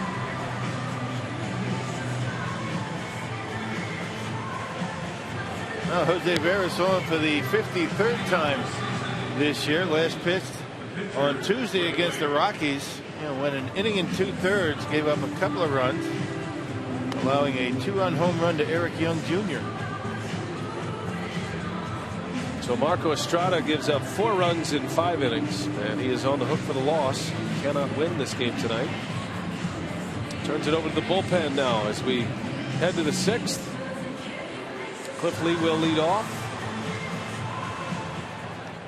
Marco just didn't have that put away pitch here tonight. Had a couple of chances to get through innings unscathed, but a lot of 2-out base runners for the Phillies, and the bases loaded in the 5th, all coming with 2 outs. It was a big hit by Franson. Played at 3 runs and gave the Phillies the lead. Yeah, back-to-back starts for Estrada, where he wasn't able to get a whole lot of mileage out of his off-speed pitches.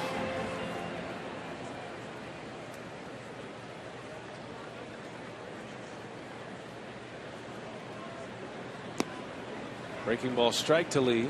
Got some finals coming in the big leagues. Atlanta has shut out the San Diego Padres tonight. A 6-0 final score. The Braves keep rolling. Got a home run from Chipper Jones tonight. Chipper Jones and Jason Hayward. Chris Medlin went the distance in that game. Lee hit by the pitch, but looked like he swung and missed. Wait a minute. They say he did not swing. That's hard to believe right there. About the same as Aoki early in the ball game. He's just not watching. There's no other explanation. It was a full swing. Check it out. That's brutal. I guess the ball did not hit Lee. That actually skipped by him. A good call. Check this out. Come on now. He should be out for just falling down on the swing. Now he's out. He strikes out for the first out of the inning. Strike 4. AT&T trivia. Who was the first pitcher in baseball's modern era to throw a perfect game? And always a good pitching guess is Cy Young. There was an actual pitcher named Cy Young. Yeah. Denton True Young, nicknamed Cy. Most wins and most losses in baseball history. Right. Cy Young threw a perfect game in 1904. That was the year he won 26 games and lost 16 and started 43. And finished every one, right? Almost. He had 40 complete games that year. Almost 400 innings for Cy Young. Over 500 wins, over 300 losses for Cy Young. I mean, they didn't think about shutting him down at the end of the year, protecting his innings. Right. Yeah, there were no innings protection there, no pitch counts. By the way, he threw a perfect game against the Philadelphia ball club, not the Phillies though. The Philadelphia A's, yeah, the American League version. Cy Young was a Boston pitcher. Rollins strikes out. Pitch counted 200 for Cy Young, and then he's gone. Hey, groups can save over 80% off select games. Call group sales at 414-902-GRPS. To catch a game from one of our all-inclusive areas, plan a perfect tailgate, and much more.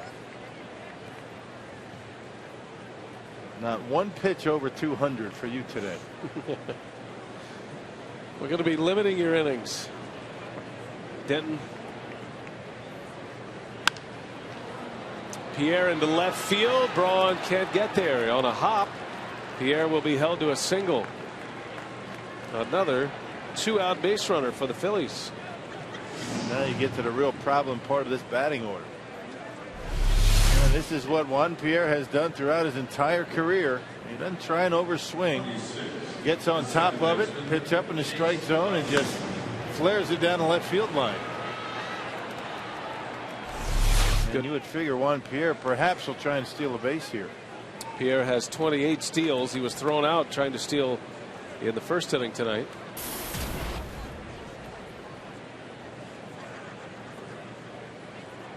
Brewer pitching has not been able to post that 1-2-3 inning. Phillies have been able to do some damage with 2 outs. That 2-out 3 RBI double by Franzen last inning. But the culmination of extra pitches for Estrada made it an early exit for him tonight. Even when you get out of an inning with no runs, it still adds up. One pitch, one hitter leads to the next, and the Phillies were able to turn the lineup over against Estrada.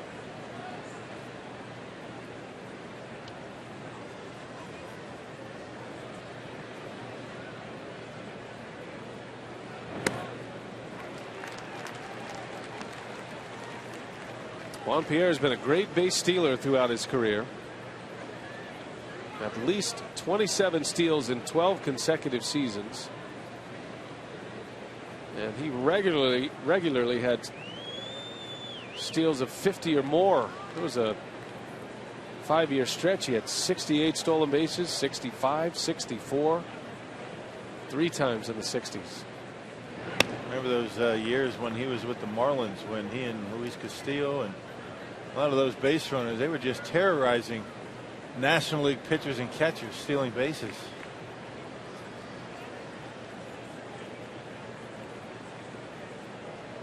Phillies have been a good base running team, a good stolen base team over these years. They lost their first base coach, Davey Lopes. He's with the Dodgers now. He was in charge of the running game. There he goes. Pitch is low. Lucroy's throw skips in, hits Pierre, and it's a stolen base, number 29.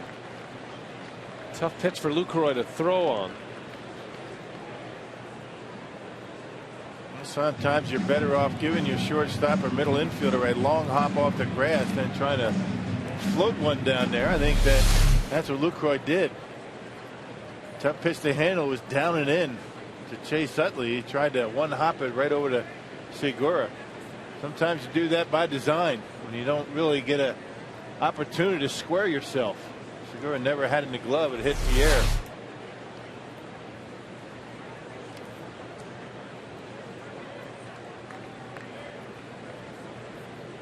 Well, Veras got the first two out quickly on strikeouts. A single and a steal, and now Chase Utley is up there with a runner at second base. 4-3 Phillies.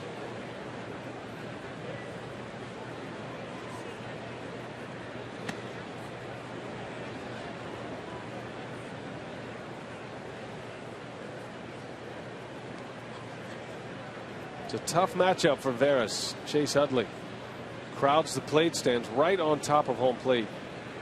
Yeah, try to put that curveball down and in. If you don't get it down enough, he will hook it right around that foul pole.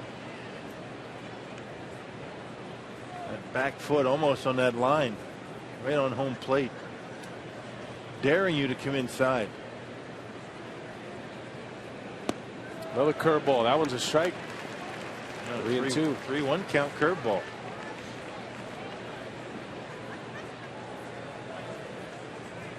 More times than not, he will throw a curveball in 3-2.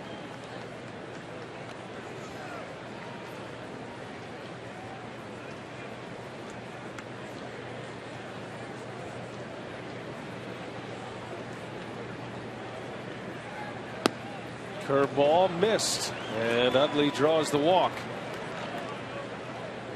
And now 2 on for Ryan Howard. How many times have the Brewers walked him in this season series? He walked a bunch in that series against Milwaukee and Philly, and they were big walks late in games. And he only came in with 18 walks. So he's not walking a lot, but the Brewers, for some reason, he's got a pretty good eye at the plate. That was a tough pitch to take right there, that curveball. But it was out of the zone, and he got his walk. Utley walked 5 times in that 3-game series in Philadelphia, 3 in 1 game. He's walked twice tonight, so 7 total in the 4 games.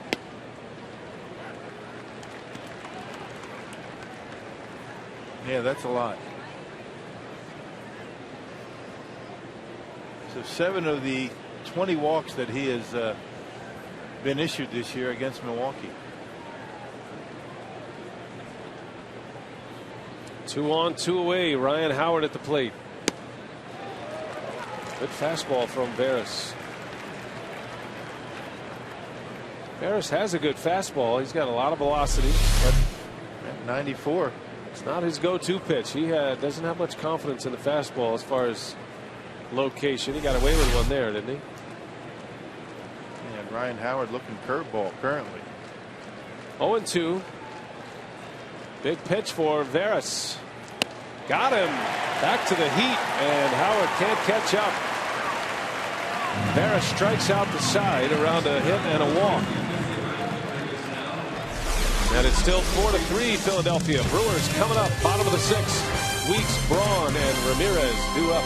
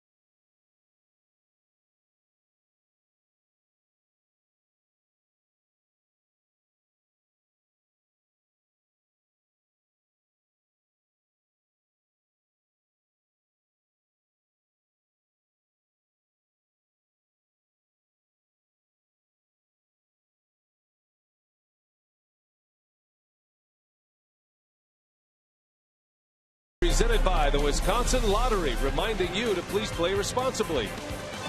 By the new Miller Lite Punch Top Can. It's Miller time. And by Burger King.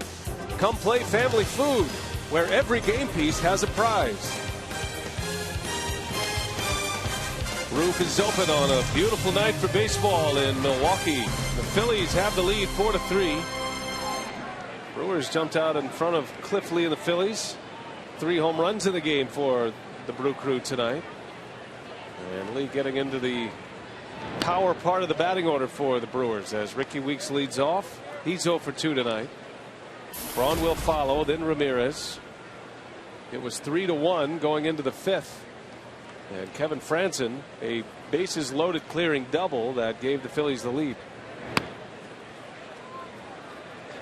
Brewers trying to shake off a rough road trip, going 1-5. They've won 6 consecutive games here at Miller Park, however. And in series record, they are 8-1-1. Going back to early June, they haven't lost more than 1 series since early June. 7 games over 500 here at Miller Park this year. 33-26. Brewers were swept by the Phillies in Philadelphia last month, trying to return the favor here.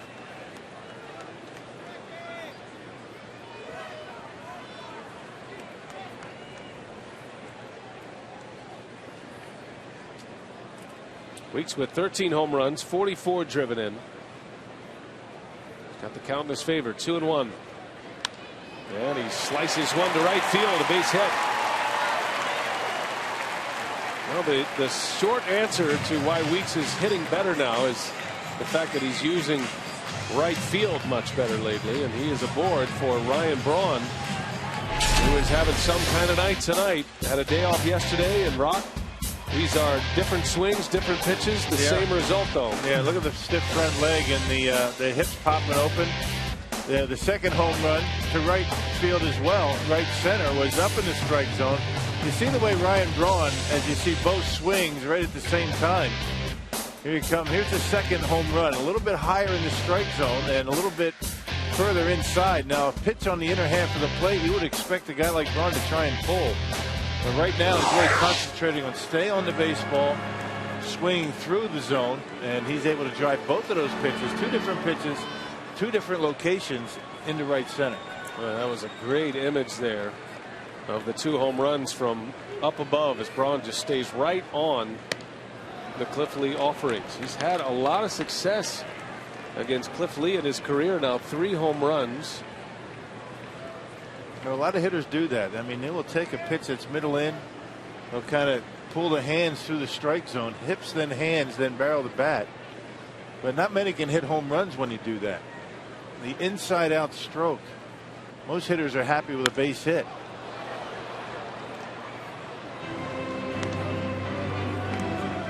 Now Braun lifetime against Cliff Lee is 8 for 15 now. That's a .533 batting average. Has 3 home runs, all of them coming this year. Had a 3 home run game earlier this season against San Diego.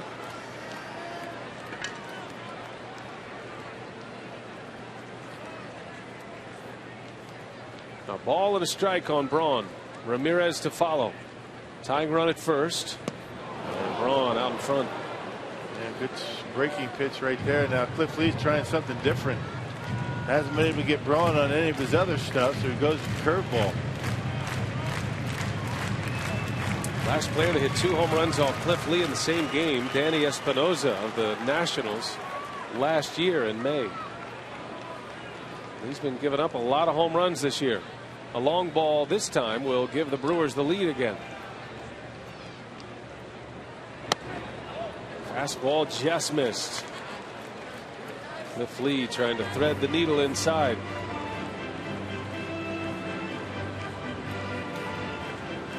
Because Braun stands so far off the plate, and that image we had from up above gave you a good look at it. That second home run was inner half of home plate, but he drives the ball so well because he's got a lot of room to do it, and that's why he stands off the plate. Cliff Lee back in there, doesn't get the call. 3-2 is the count. Second time he's tried to come inside. First time was on Ricky Weeks. It was a ball. This time on Ryan Braun in off the plate. Well, Cliff Lee not about to leave one out over the plate for Braun. You saw what happened to a pitch that was in that location early tonight. Hit a home run. Going to miss inside, miss in off the plate. Let's see if Ricky Weeks is going to be running on the pitch in the 3-2 count. Yeah, clearly inside. Full count. Braun swings and misses. He chased one. Cliff Lee stayed upstairs on him, and Ryan Braun a strikeout victim. Number 9 for Cliff Lee. Time now for our AT&T Uverse Reverse Replay. Take it back to Ramos Ramirez in the first inning. Bangs one off the scoreboard in center field. That was immediately following the Braun home run. Back-to-back jacks for the Blue Crew. Ramirez now with 16. Braun out in front with 31. Leads the league as well. Ramirez en route to a 20-plus homer season. Ramirez now with 140 home runs, leading the National League. Cliff Lee finds the inside corner this time for strike one.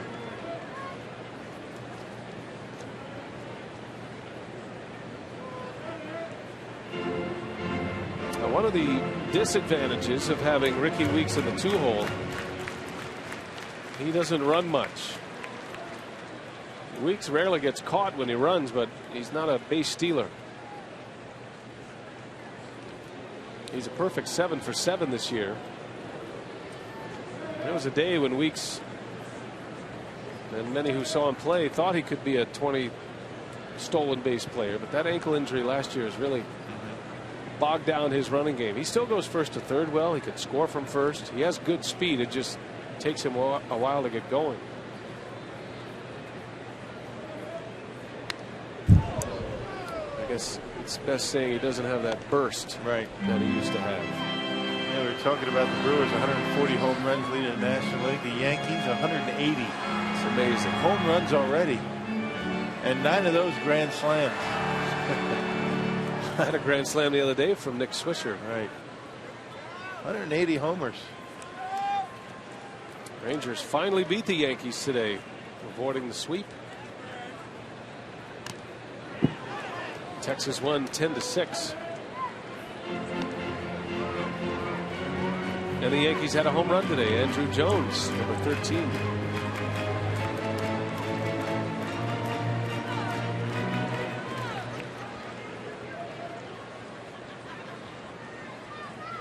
Ramos Ramirez with the Brewers down a run.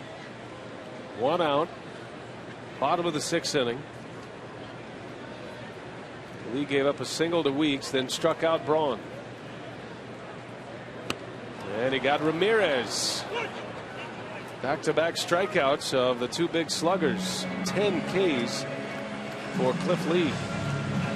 Pratt's keeping Ricky Weeks honest at first base. Yeah, the 0-2 pitch off the outside corner.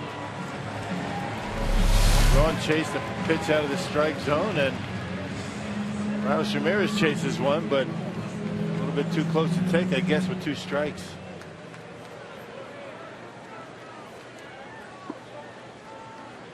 Two big outs, both on strikeouts. Third time this year, Lee has double-digit strikeouts in a game. His season high is 12. Did that against the Dodgers back in June. His career best is 16. Last year against Atlanta.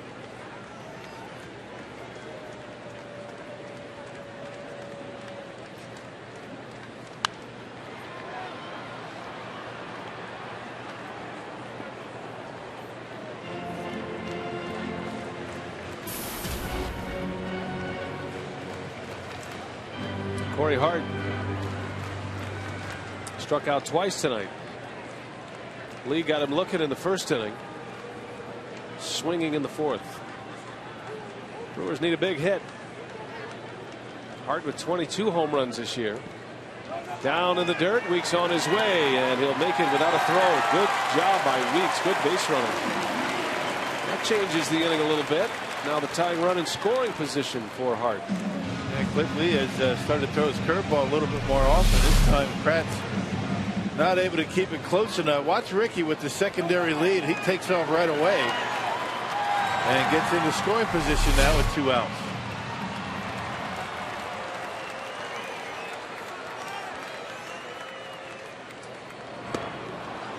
That curveball from Lee is a good one. Yeah, didn't throw many in the first few innings. It's always nice to be able to break out a new pitch as you get third time through the batting order. Well, he's given up 5 hits tonight, 3 of them for home runs. Cory Hart down in the count. The 1-2 curveball, down he goes. Cliff Lee strikes out the side after a leadoff single by Ricky Weeks.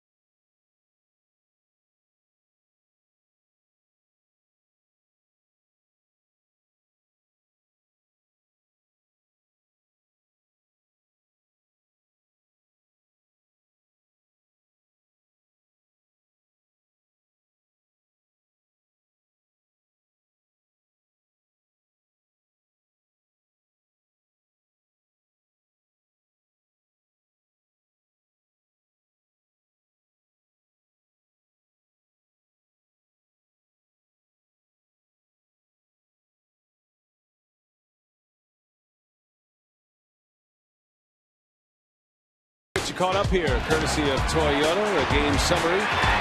Braun with 2 home runs tonight. Ramirez has the other. 3 home runs against Cliff Lee gave the Brewers a 3-1 lead. Braun leads the league with 31 home runs. But the big blow in this one, Kevin Franzen with 2 outs on a 3-2 pitch clears the bases. A 3 RBI double. It went from a 3-1 lead for the Brewers to a 4-3 deficit with 1 swing of the bat. Big night for Braun. Cliff Lee has 11 strikeouts for the Phillies. And Jose Veras back out there for his 2nd inning. All of the outs in the 6th inning were via the strikeout. Veras struck out the side around a single and a walk. And then Cliff Lee, after a leadoff single to Weeks, struck out Braun, Ramirez, and Hart.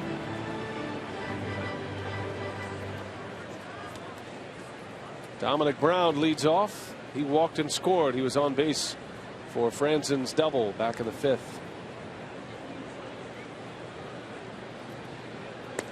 A very frustrating inning for Marco Estrada. You know, he's kicking himself. He had 2 quick outs in that 5th inning. Ryan Howard singled. Braun walked. Lance Nix had a hit, and then the double by Franzen. Yeah, it's not like everything was hit all that hard except for that double by Franzen in the gap, but still in all, a hit's a hit. And that's the way the evening went for Marco tonight. Had a 3-batter inning in the 1st inning. Juan Pierre got a base hit, got thrown out stealing, but every other inning seemed to be a struggle for him.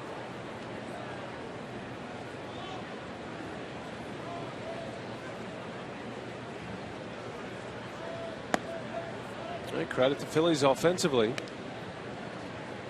It's important to turn the lineup over. The last 3 innings, the Brewers pitchers, Estrada and Veras, have had the first 2 out with nobody on. The 4th, the 5th, and the 6th.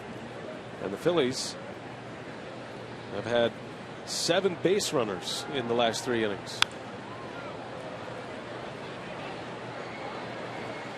Extra pitches, more fatigue, a better look for the hitters at the various pitches, and at some point it gets you. And the more you see a pitcher and his pitches, the more comfortable you get, better chance you are of seeing a good pitch and putting a good swing on it. 2-2 to Dominic Braun. 3-2.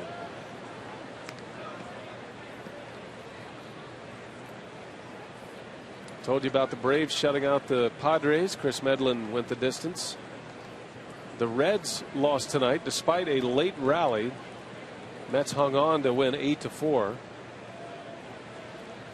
Reds scored 3 in the ninth just to make it interesting.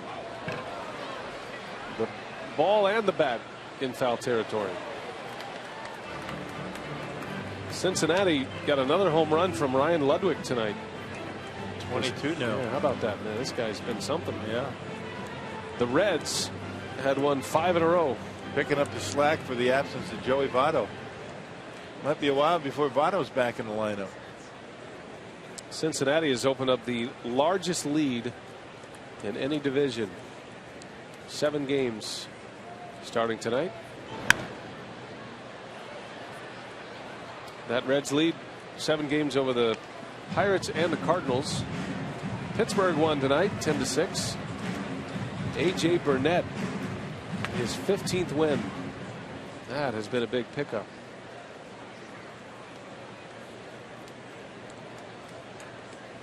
Pirates get a 15-game winner for the first time in 12 years.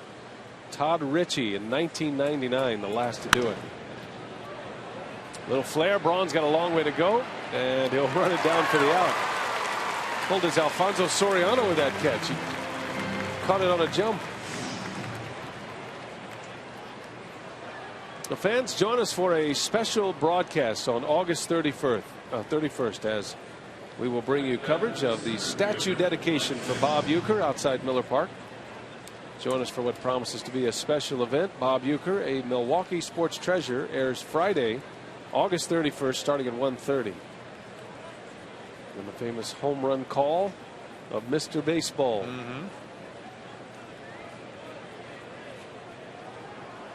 That'd be fun to watch. I can't wait to watch it at home. Well, not only will you be able to watch it, Rock, you'll be a part of it.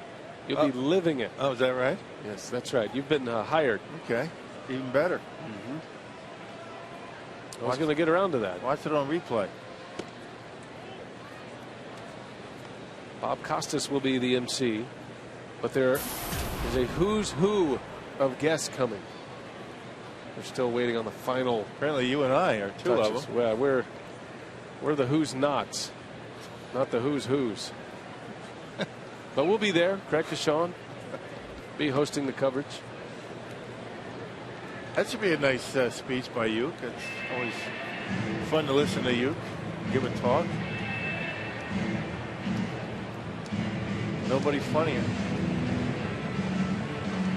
We asked Ueck what took so long for the statue. Finally, the process anyway to be underway. He said, "Well, I've been saving up. I didn't have enough for the down payment." In classic Uecker form. Swing and a miss by Nix. 2-1.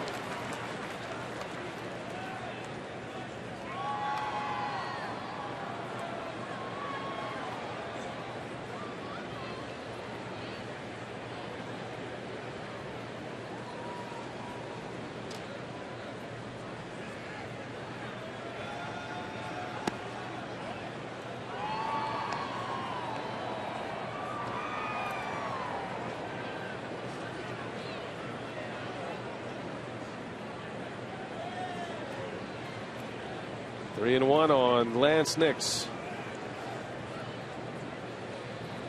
Harris pitching in his second inning, trying to build a little confidence as he walks Lance Nix. Second walkies issue. A gentle giant, Jose Veras. That is a very big man, big hands. He is a walking on that plane. I mean, you sit there and he walks by you. The lights go out. Yes, Mr. Veras. Gives you a little pat on the back. Yeah. Knocks the wind out of you. Here's Kevin Frandsen. He's the star offensively tonight for the Phillies. And a big hit. 3 RBI double with 2 outs and 2 strikes in the 5th inning. Estrada was a strike away from getting out of that mess. A number of times. Yep. Yeah, he had next 2 strikes. Had Braun to 2 strikes. Howard.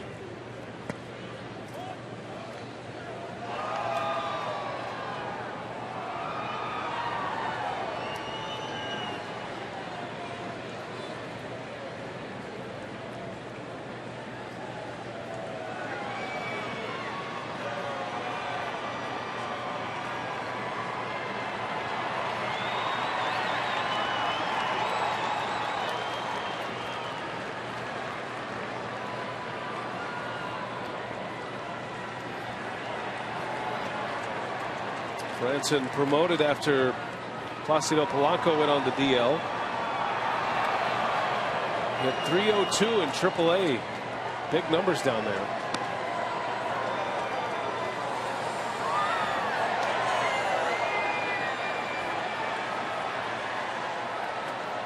Well, you gotta love that. You know, you're a veteran player. You've had some time in the big leagues like Frandsen, but you don't make the club. You're in AAA and you do the job. That's got to be a great sense of satisfaction to go down to the minor leagues, put the numbers up, and earn the call up again. Sometimes that's a difficult thing. You feel as though you should be in the major leagues. There's a guy, you know, Kevin Frandsen in 2007 played 109 games with the Giants, San Francisco. Spent some time with the Angels in 2010. Tough pill to swallow sometimes, going back to the minor leagues after all that time in the majors. Yeah, they say the biggest jump is from AA to the big leagues, but I would argue the biggest jump is from the major leagues back to AAA or AA, wherever you go in the minor leagues. Because once you've been to the big leagues, there's really only 2 leagues, major and minor. Right. And when you're not in the big leagues, it can be a battle.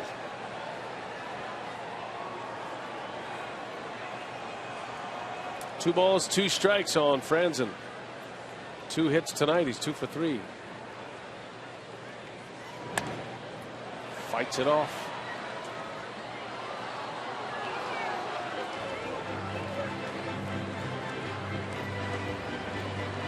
Jose Veras and Cliff Lee on opposite ends of the spectrum. Veras takes a lot of time between pitches.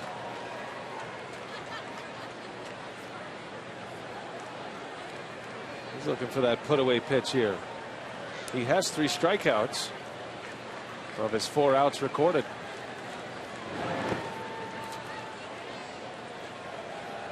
I mean, notice you don't get to see a lot of foul balls when Cliff Lee's out on the mound. He usually gets some put in play or a swing and a miss. A lot of foul balls the Phillies have been able to fight off against the Brewers here tonight. She was just starting that hat when this at bat started. She's almost done. It's a nice one.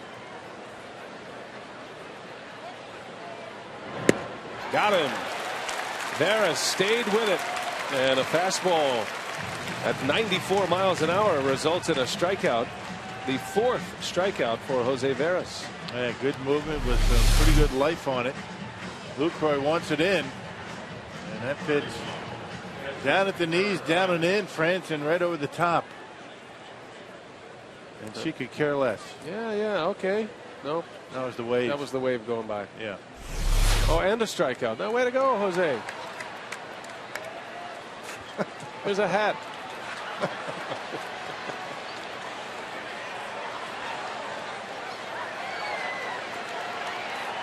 She missed the wave that time.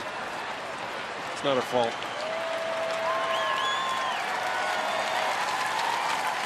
Can't be fun at the old ballpark. something for everyone, right? Yeah.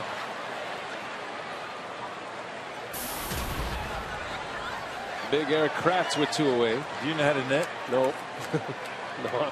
I'm sorry to let you down. No? It's not a skill that I've acquired. I thought you've done everything. I was thinking about turning pro at one point, but gave it up. Yeah, didn't work out. I didn't like the coach, the knitting coach. We didn't get along.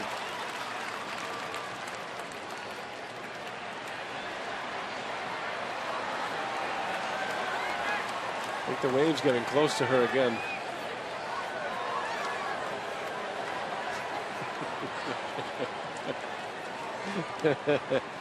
Yes, we're always watching.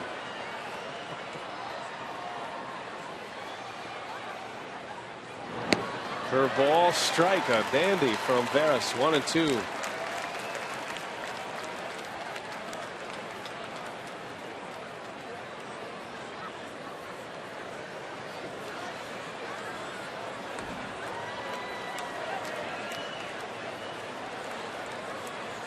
Ball and 2 strikes. Veras trying to finish off his second inning. Keep the Phillies at 4. Kratz lays off.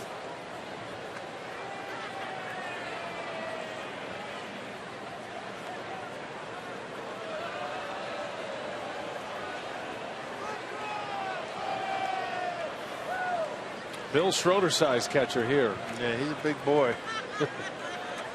Eric Kratz.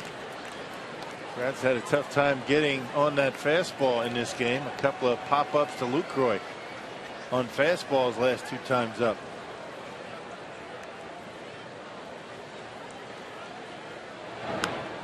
He was able to fight off a curveball from Veras. Count stays at 2-2.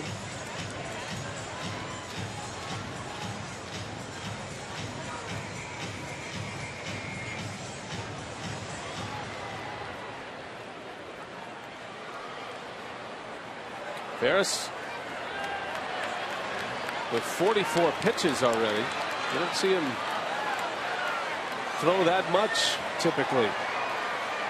He's trying to give Ron Renicky 2 scoreless innings here tonight. Everybody's back in proving ground for the Brewers in that bullpen. Open auditions. Yeah, whoever's throwing well, that's the guy who's going to be out there no matter what inning. Bouncing ball, Ramirez to second, and the out. The inning is over. And 1 hat completed.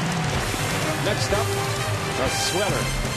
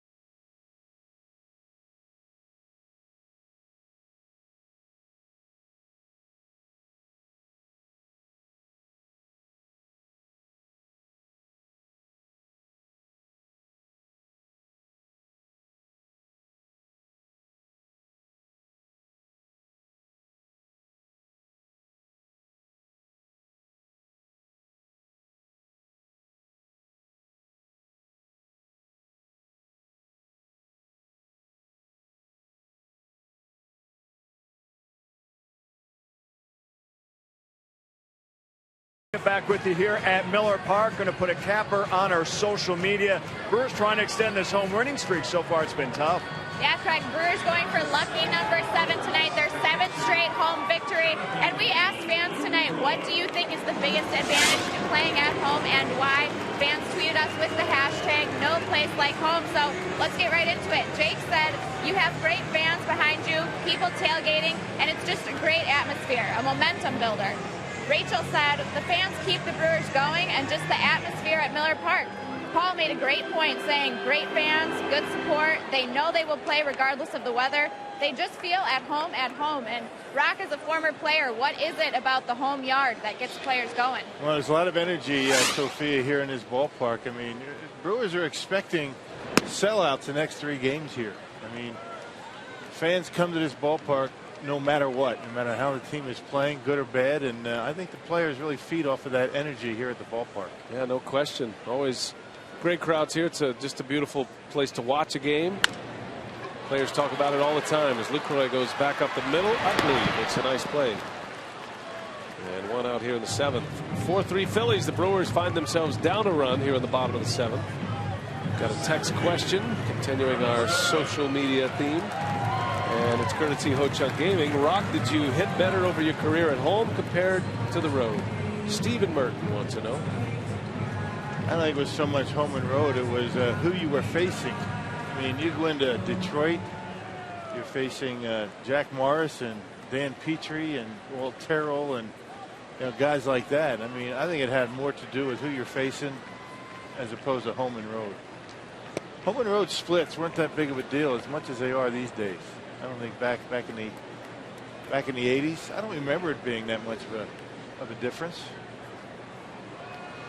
I don't think County Stadium certainly didn't have the amenities that Miller Park does. I mean, there wasn't that home feeling. There was back in the early 80s, obviously, when Brewers were great crowds. contending. I mean, Milwaukee fans have always been very good. Even at County Stadium. And even going back to the National League days with the Braves. Right. There are certain players that seem to hit better on the road than they do at home, vice versa. Guys hit better at day, at night, just a matter of preference. Some guys, it doesn't really much matter. You certainly have a routine that is much different at home than you have on the road. You have a lot of time on your hands on the road, and at home, you're kind of doing things with the family, and in the morning, getting up perhaps a little bit earlier. Sometimes that can be good. Sometimes that can be bad. Seems like you were a much better performer with a pocket of per diem. How much better? Road numbers 244, 39 homers. Home numbers 236, 22 homers. Much more power on the road. Better is relative then? You were 8 points better batting average on the road. Now, what little birdie slipped you that piece of information? That would be a Mike Faulkner via Brian Mikologic via some internet database. That's a lot of levels to get those numbers right. Another internet highway that missed me.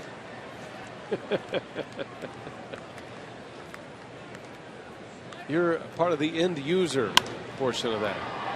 Gomez flies this one to right. Braun leaps and makes the catch. It was awkward from the moment he took off, but he makes the play. That was a nice play. Yeah, Dominic Braun. This is not his home park, not familiar with these surroundings, and able to leap up and pull that one out of the stands. Yeah, 6'5" and 205 pounds, and nice athletic leap. Able to grab it right up against the railing, and doesn't get much better than that. Well done. Second out of the inning. Yeah, good catch. Phillies have swapped one unorthodox outfielder for another. From Hunter Pence to Dominic Braun. So getting back to those numbers that you... Yeah, your home and road splits. So I was kind of right. It really didn't much matter, did it? No, it's about the same. I mean, it really is very similar. More home runs on the road because County Stadium is a tough ballpark to hit them. It really was. All right, enough about me.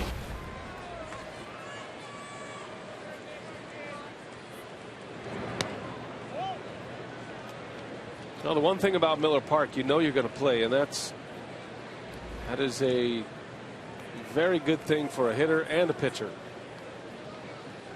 You get into a good routine here. It's obviously great for fans. It means you can come from all over. You know you're not going to have to deal with rain, even when the cold weather comes in April and May, and it's here and it's raw outside. It's nice inside Miller Park.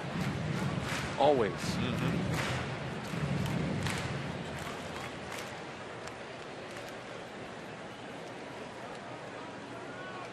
Great place to beat up your dad.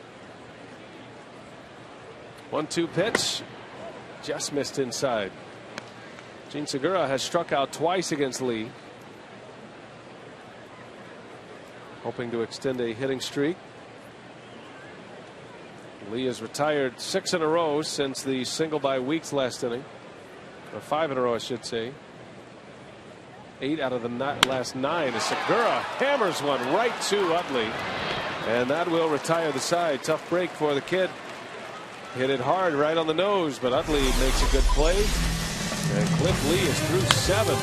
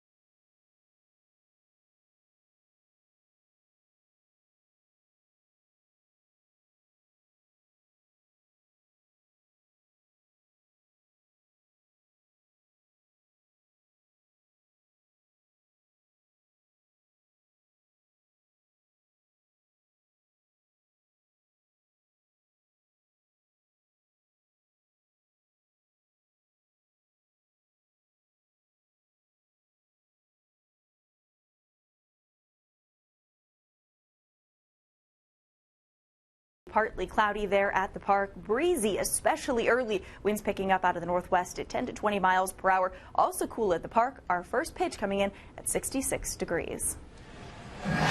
Sounds like a nice day at the ballpark tomorrow. The Miller Lite What's on Tap. Brewers Phillies tomorrow. Brewers Live starting at 6:30. And you see an hour earlier on Saturday. Day game on Sunday. Gallardo against Vance Worley tomorrow. Mike Fiers, Cole Hamels Saturday night, and Randy Wolf and Kyle Kendrick. The pitching probable Sunday. 4-3 Philadelphia. Livan Hernandez next on the mound for the Brewers. New catcher as well. As you see the numbers for Hernandez.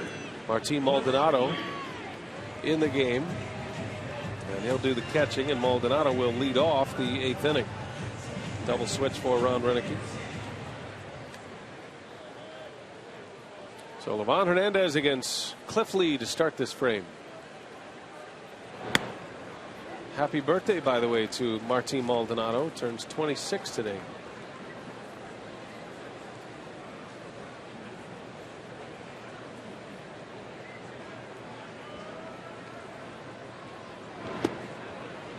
And Livan gave Ron Renicky 3 innings in Colorado on Monday. 4 hits, only 1 run. He's made 14 relief appearances for Milwaukee, and he's 2-0.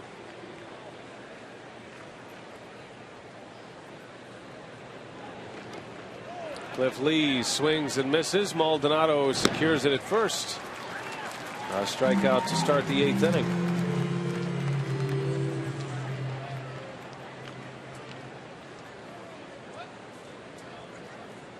A bit of a contrast between Jose Veras and Livan Hernandez, would you say? 94 miles an hour with the fastball for Veras, 95, and about 85 for Hernandez, with a variety of different arm angles and breaking pitches.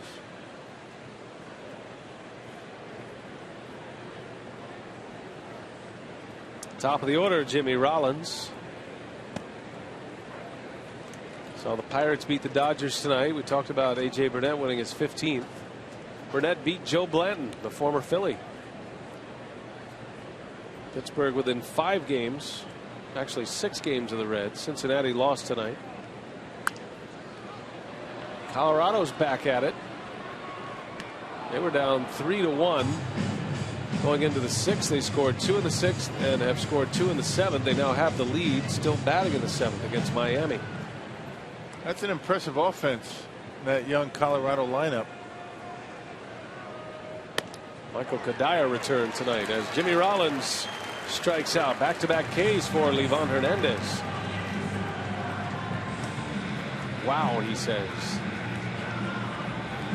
Didn't like it? Wow at the call, not necessarily the stuff of Livan Hernandez. Livan hasn't had wow stuff in a while. Right.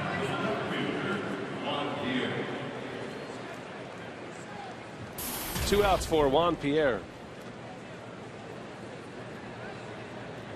Kadire returned to the lineup and homered tonight. Cardinals and the Diamondbacks are scoreless in the 4th. Segura takes care of Pierre, and for the first time tonight, a 1-2-3 inning by a Brewer pitcher.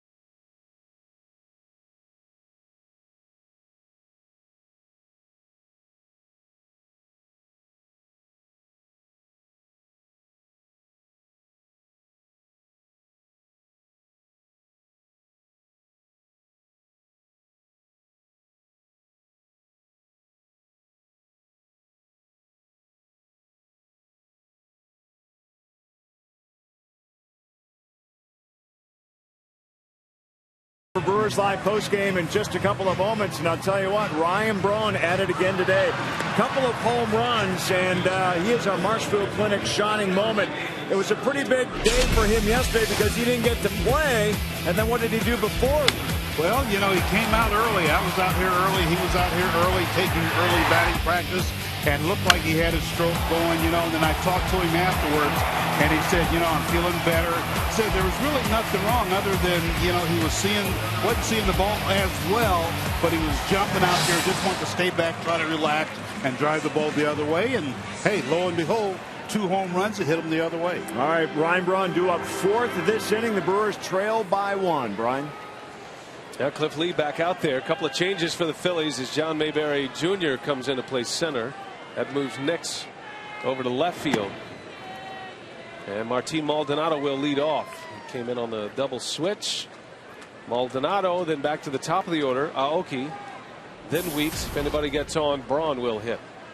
And that's the goal in this inning against Cliff Lee, who starts this 8th inning with activity in his bullpen behind him.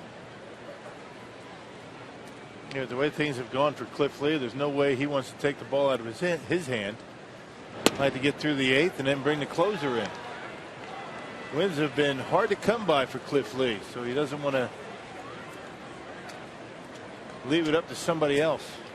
Jonathan Papelbon is the Phillies closer, and he's done a nice job. Getting to Papelbon has been the problem. So Lee will try to do that tonight. Pitching in the 8th. 0-2 the count on Maldonado. And a strike call. Down he goes. Maldonado is rung up. Strikeout number 12 for Cliff Lee. Livan Hernandez, our Pizza Hut delivery of the game, did it quickly. 1-2-3 inning for the first time tonight with a couple of strikeouts. Got a change up by a hitter, a couple of fastballs, and a nice clean quick inning for Livan. He's going to probably go out there for the 8th, for the 9th. 8 pitches, all strikes for Hernandez.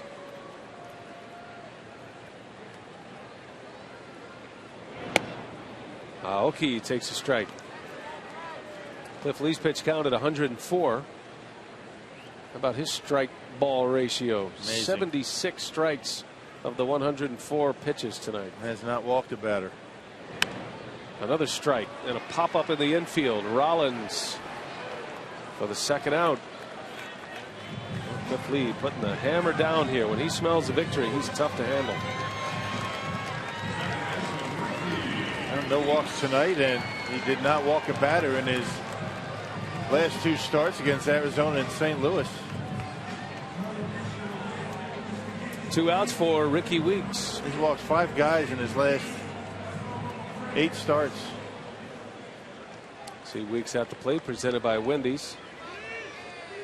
Cliff Lee has also gone at least 7 innings in his last 5 starts. He's got a chance to go 8 here tonight for the 3rd time in his last 6.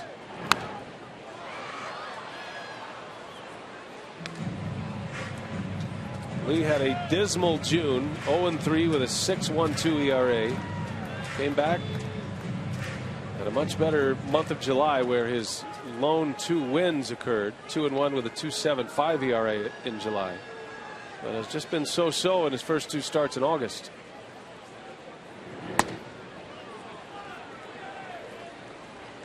His earned run average got as high as 4.13 at the end of June. He's been continually going down since.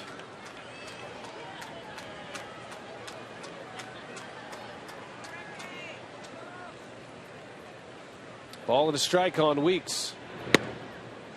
1-2. Lee's starting to find that inside corner with a fastball now. And when he's hitting that spot, everything else opens up for him.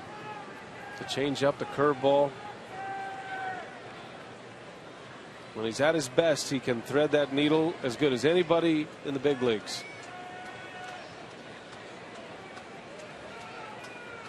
Brewers down a run. 1-2 to Weeks. Fouled it away.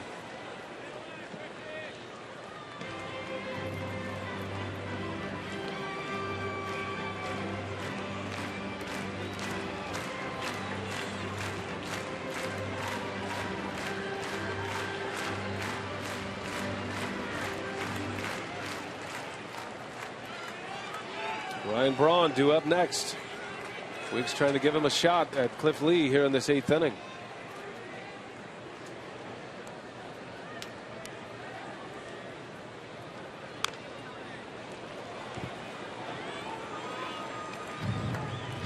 Back-to-back breaking balls from Lee, and Weeks fouling him off. He left those 2 curveballs up just a little bit to allow Ricky to get a piece of them. Early in the game, they were down around the shoot tops, and he was getting the strikeout.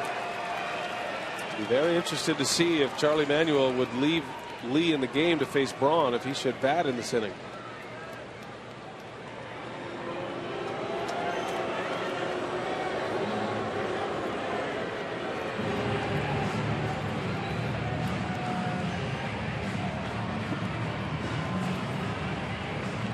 Brewers had a lead on Lee, 3-1 going into the 5th inning.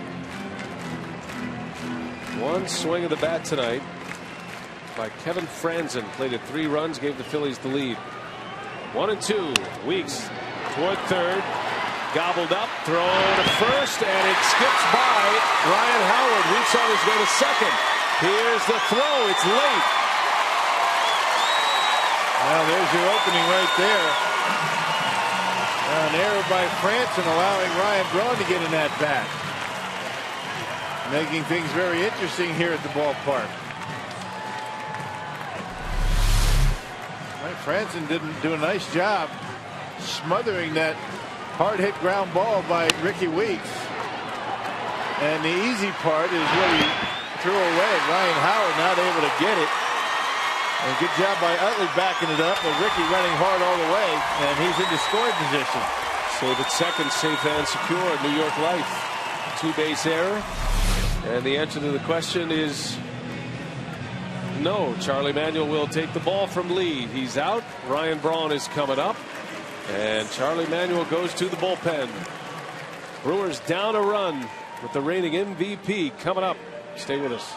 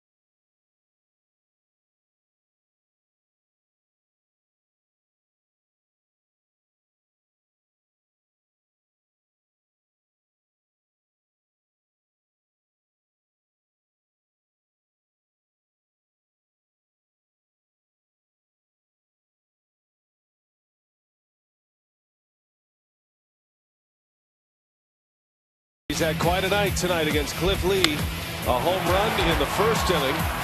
His 30th of the season. It hit the top of the wall and bounced out. There was no doubt about his second one, though. Hit it into the Toyota territory up there in deep right center field. 2-homer game for Braun. 31 for the year. That leads the club. It leads the league.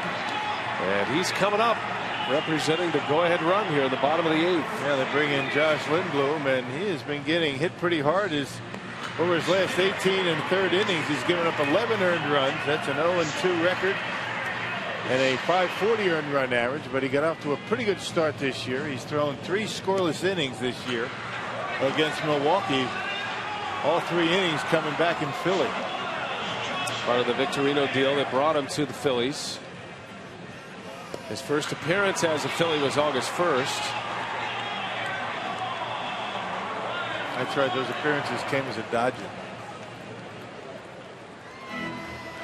So Josh Lindblom to face Ryan Braun. If Braun should reach, Ramirez would follow. Those two went back-to-back in the first inning off Lee. Cliff Lee exits with 7 2/3 innings tonight. 5 hits. It'll be 3 earned runs no matter what. No walks, 12 strikeouts. Tying run at second. A 2-base error by Franson, third baseman.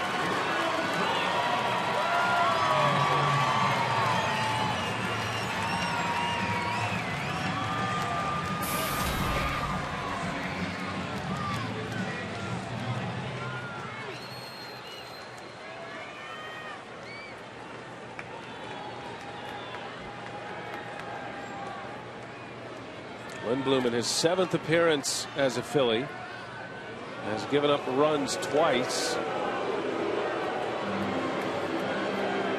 His last 2 outings for the Phillies have been scoreless outings, 1 inning apiece against the Cardinals and the Marlins.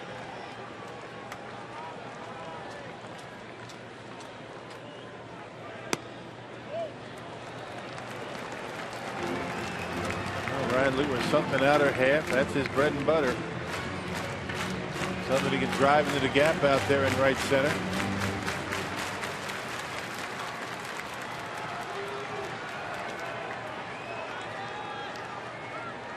Braun saw him twice earlier this year, 0 for 2.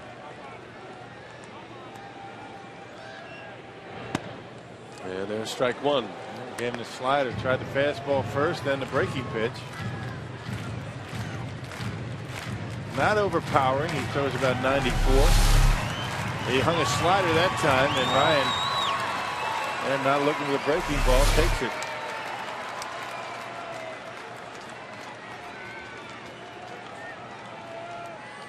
Two outs in the 8th. The Brewers down a run. And Lindblom misses. 2-1. There is a base open at first, but if Braun reaches, he would represent the go-ahead run.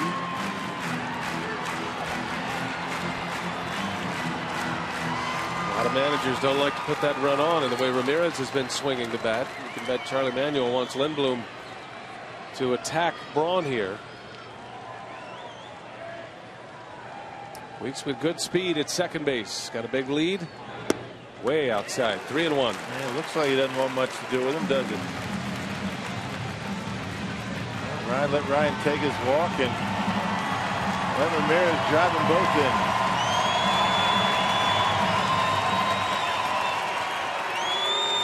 And now they will walk Braun.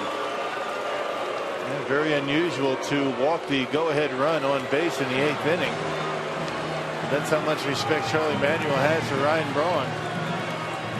And now the Brewers doubles machine coming up. So Charlie Manuel rolling the dice here with an intentional walk, trying to get Braun to chase. He did not. And now Aramis Ramirez in a big spot. 2 outs, bottom of the 8th. Tying run at second. Go ahead run at first. Ramirez hit a long home run off the scoreboard in center field in the first inning. In tight, almost hit him.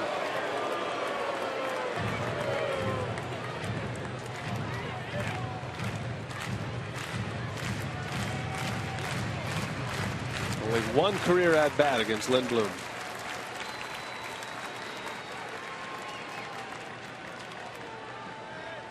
Lindblom in his second year in the big leagues.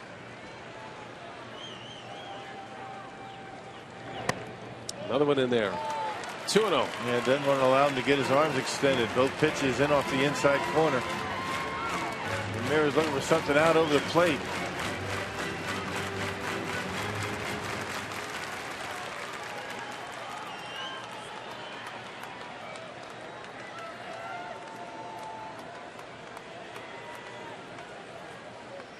Weeks reached on a 2-base error by Franson. That opened the inning up. Cliff Lee out, Lindblom in. 2 on, 2 out for Ramirez. And that one missed low and away. 3-0 the count on Aramis. And now you figure he's going to get a green light if he likes it. Cory Hart anxiously waiting his turn.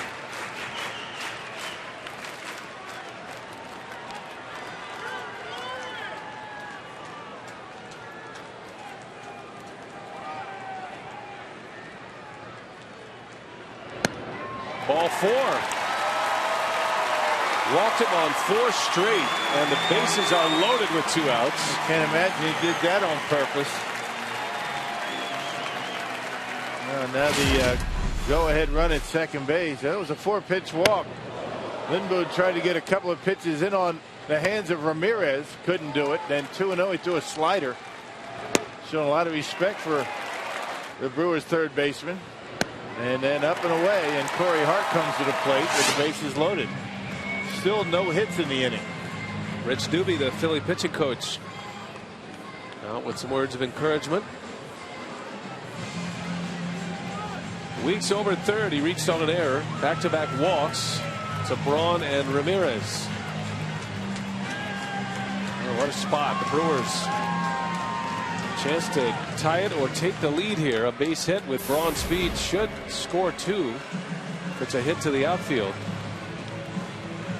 Kind of an interesting situation Cory finds himself in. He's had a rough night at the plate. You figure Lindblom's going to want to get ahead in the count, but you want to make him work. He's walked 2 guys. Well, you figure if he throws a fastball down the middle, Cory's going to be swinging. Corey Hart has 1 career grand slam. It was 2 years ago. And a breaking ball strike.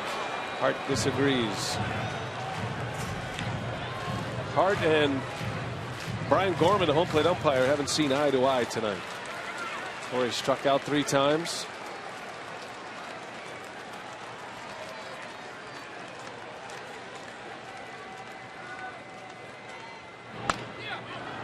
And it's 0-2 on Hart. And back-to-back sliders.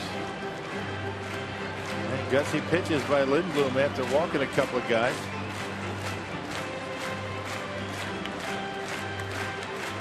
Now Hart in a hole, 0-2.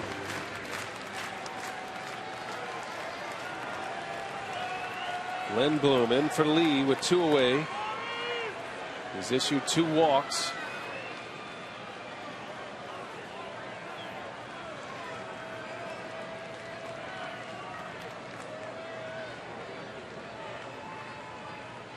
Ready for the 0-2.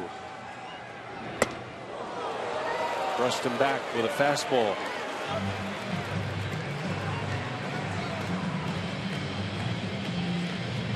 Lindblom hasn't been able to throw a fastball for a strike.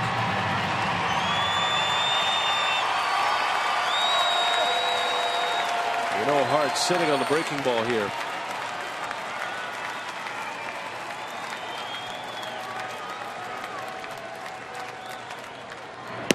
And there it is, and Hart lays off. That was close. That's a good take. Tough pitch to lay off on. You're probably right. He was thinking breaking pitch. That's why he was able to take it. That is a late breaker right there. A good 2-strike pitch. And just a bit low. Gets a lot of swings and misses, but his inability to throw the fastball for a strike may have cost him. What does he do here? The 2-2. Fastball driven right center. This is back, and it is out of here. A home run. A grand slam for Cory Hart. Just out of the reach of Dominic Braun. A 2-strike, 2-out grand slam home run. And the Brewers are back on top. Well, the first fastball that he threw for a strike ended up out of the ballpark. 4th home run for Milwaukee. Wow.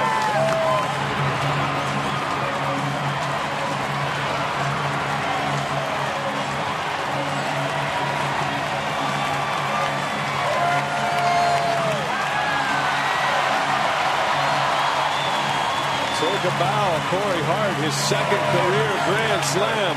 Oh, man. Brings them to their feet over 30,000 at Miller Park. And the Brewers in the lead now, 7-4. What a moment. Nigel Morgan. Amazing. Pinch hitting here. Well, that was close. Dominic Braun had a bead on it. He was right there. And I thought for a moment he caught it. And a couple of wall scrapers tonight for Milwaukee. One by Ryan Braun, that one by Cory Hart. The first hit of the inning. How do you think Franson's feeling right now? The E5 opened the door for Milwaukee. Would have ended the inning. And look who is up and preparing for a save opportunity. Manny Parra. And he'll get that chance as Nigel Morgan pops it up. That's the inning. Franson's error leads to the Cory Hart grand slam home run.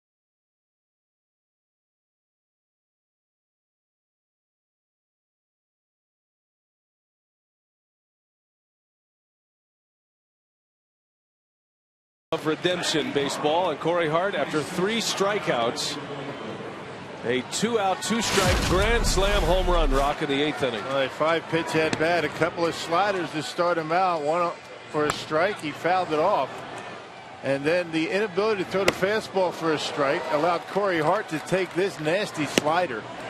Now Corey takes this one, and then he knocks that one out of the ballpark, up and away. He got under it, and look how close they come from catching that one. Dominic Braun inches away from pulling that one back.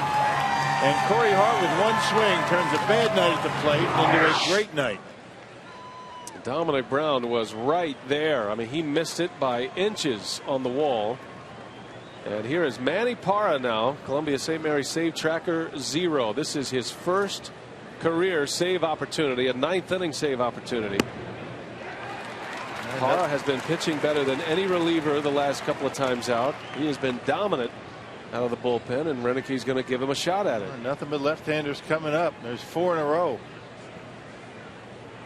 You got Jim Henderson loosening in the bullpen as well. Utley leads off. 7-4 Milwaukee on Corey Hart's 2nd career grand slam.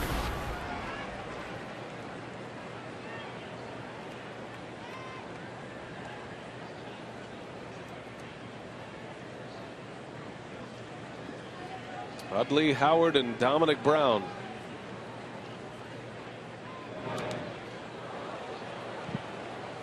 That split finger fastball from Parra. He gets a lot of strikeouts with it. There's a lot of wild pitches as well, and he can be a high risk, high reward pitcher with men on base, especially in the 9th inning, which is not an inning he has pitched in very often. Never in a save situation like this in the big leagues.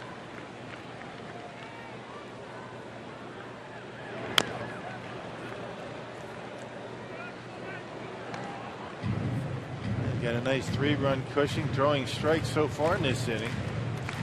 He came in a similar situation in Philly. He was having a tough time throwing the ball over the plate. So far, he's been able to throw strikes. Henderson getting loose, just in case. 1-2 to Utley, and he got him. Parra strikes him out. Got him looking. 1 gone in the inning. And good slider by Manny. Caught him looking. Take you back to the grand slam. Show you just how close Braun came to catching this ball. Would have ended the inning. Instead, so if he was able to get there a little quicker and jump straight up, he might have been able to make the catch. But that ball within inches of finding that glove of Dominic Braun. I think it went between his bare hand and his glove. That's all Hart needed. Brewers have had 2 home runs hit the top of the right field wall as Howard blisters one. Gomez able to cut it off. Howard not running well, held to a single. So a 1-out single. Ryan Howard is aboard.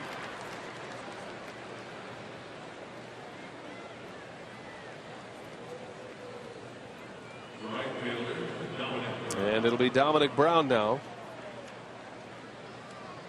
As Rock mentioned, a string of lefties here. Utley, Howard, Braun, Lance Nix. And interesting that Ty Wigginton on the bench for Philadelphia, right-handed batter, not hitting in this situation.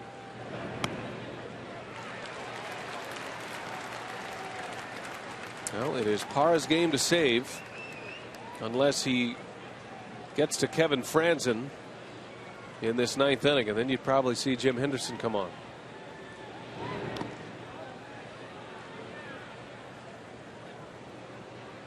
Dominic Braun made a great catch earlier tonight in foul territory, robbing Carlos Gomez.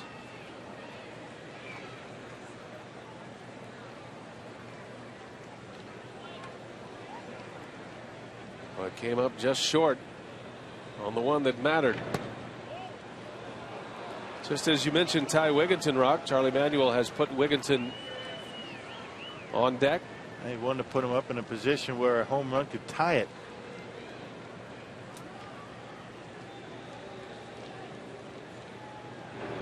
Bouncing ball. Weeks is over. Shovels it. No, it's off his glove. He tried to get it to Segura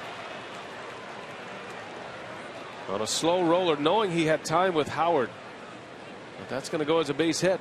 And here comes Ty Wigginton, and you would figure that Jim Henderson would get the call with the right-hander coming in. Pitch down in the strike zone. Good job by Braun to go down and get it right up the middle. If Ricky was able to get that one in his glove, he would have had an out at second because Howard not running well at all. I've seen Ricky make that play before. The backhand trying to shovel it all in one motion.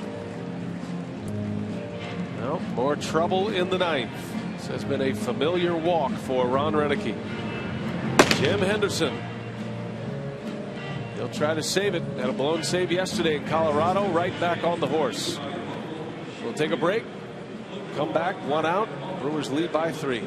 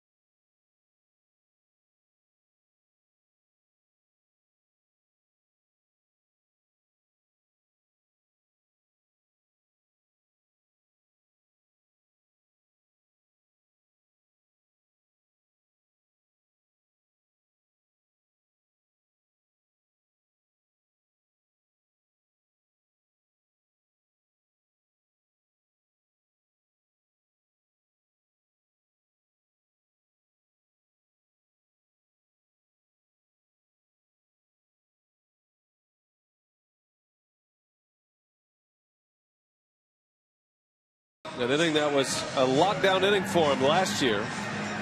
Rarely made a trip to the mound in the ninth inning last season, but that has not been the case this season. And with 2 on and the Phillies threatening, bringing the tying run to the plate, Jim Henderson back on the mound one day after a blown save in Colorado yesterday. And you know he is chomping at the bit, ready to get back at it. Going to have short memories as a closer. You certainly don't want to sit on that for a couple of days, and he'll get his chance here tonight. Henderson had 2 saves on the last homestand. He saved the last 2 games against the Reds, part of that 3-game sweep of Cincinnati. In yesterday's ball game, he started the ninth, struck out a batter, and then 3 consecutive base hits. He's got Ty Wigginton to lead it off. He's got 10 home runs this year. Another with right-handers, but the Phillies have a couple of lefties on their bench. We'll see what they do. Sharply hit single by Ryan Howard with 1 away, and then an infield hit by Dominic Braun. The 2 lefties against Manny Parra. And now the tying run will step in. Ty Wigginton. Pinch hitting for Lance Nix.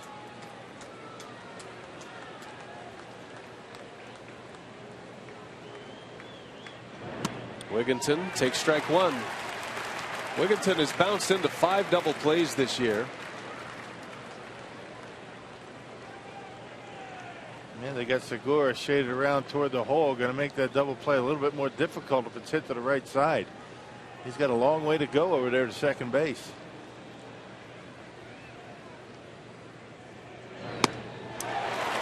Big fastball right by him. 0-2 the count on Wigginton. Slider fastball. Fastball at 96 miles an hour for Henderson.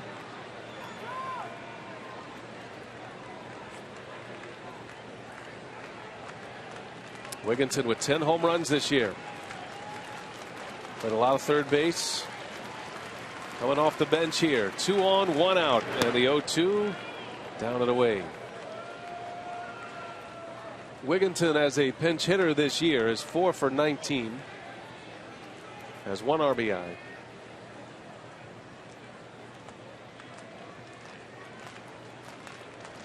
The Brewers trying to make it a comeback win tonight. A grand slam by Hart put him ahead in the bottom of the 8th.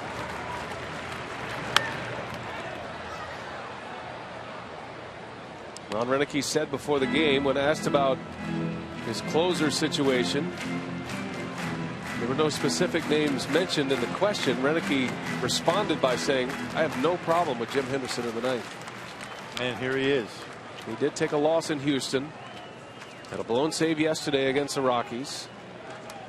But Renicky has liked what he's seen from Henderson. The 1-2.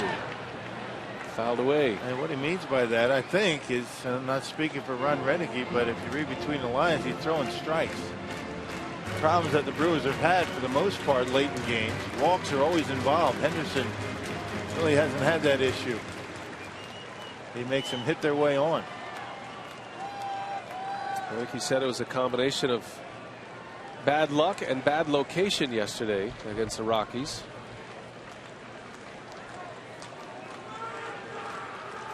Another 1-2. Wigginton doesn't chase.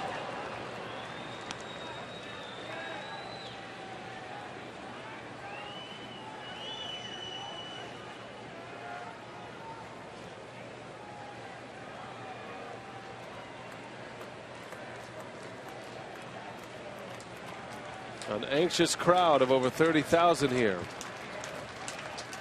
They've seen a lot of leads evaporate in the 9th. Wigginton takes ball 3, close pitch. A little bit down in the strike zone, 96 miles an hour.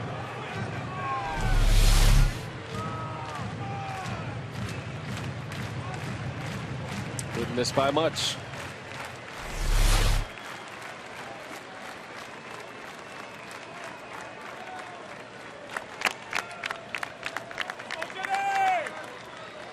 Full count. Got him. Powered him up with a fastball, 97 miles an hour, and Henderson strikes out Wigginton for the 2nd out. That's what you like to see out of your closer. I mean, just rear back, and here it is, hit it. If you get it, you tip your hat. But he's not about to try and trick him with a slider there. His best pitch is his fastball. He threw it, and Wigginton came up empty. A big out. 2 outs in the inning now. And a guy who is hoping for a little redemption of his own, Franson. He committed the error that opened up the inning in the 8th. Takes a strike. Henderson breaks a slider off on him for strike 1.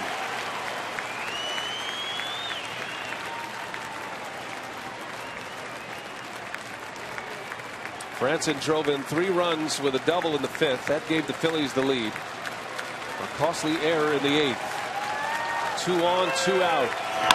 And into right field. That's a base hit. Ryan Howard will be held at third base. Franson with his 3rd hit of the game. And now the bases are loaded. The tying run is aboard. And the only guy you're really worried about is the guy at first base. So the outfield will continue to play deep. Try and cut off those gaps. Franson with decent speed over at first base.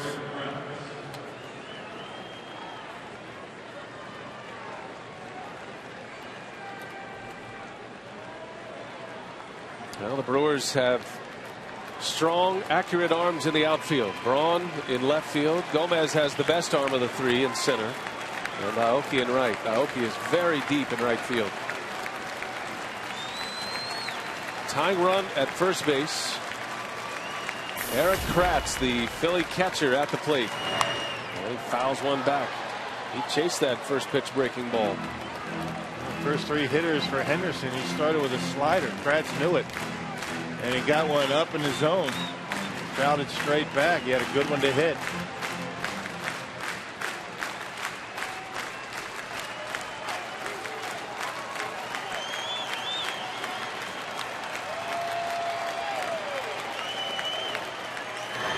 Kratz on the ground. Ramirez winds it up, and there it is. Jim Henderson saves it.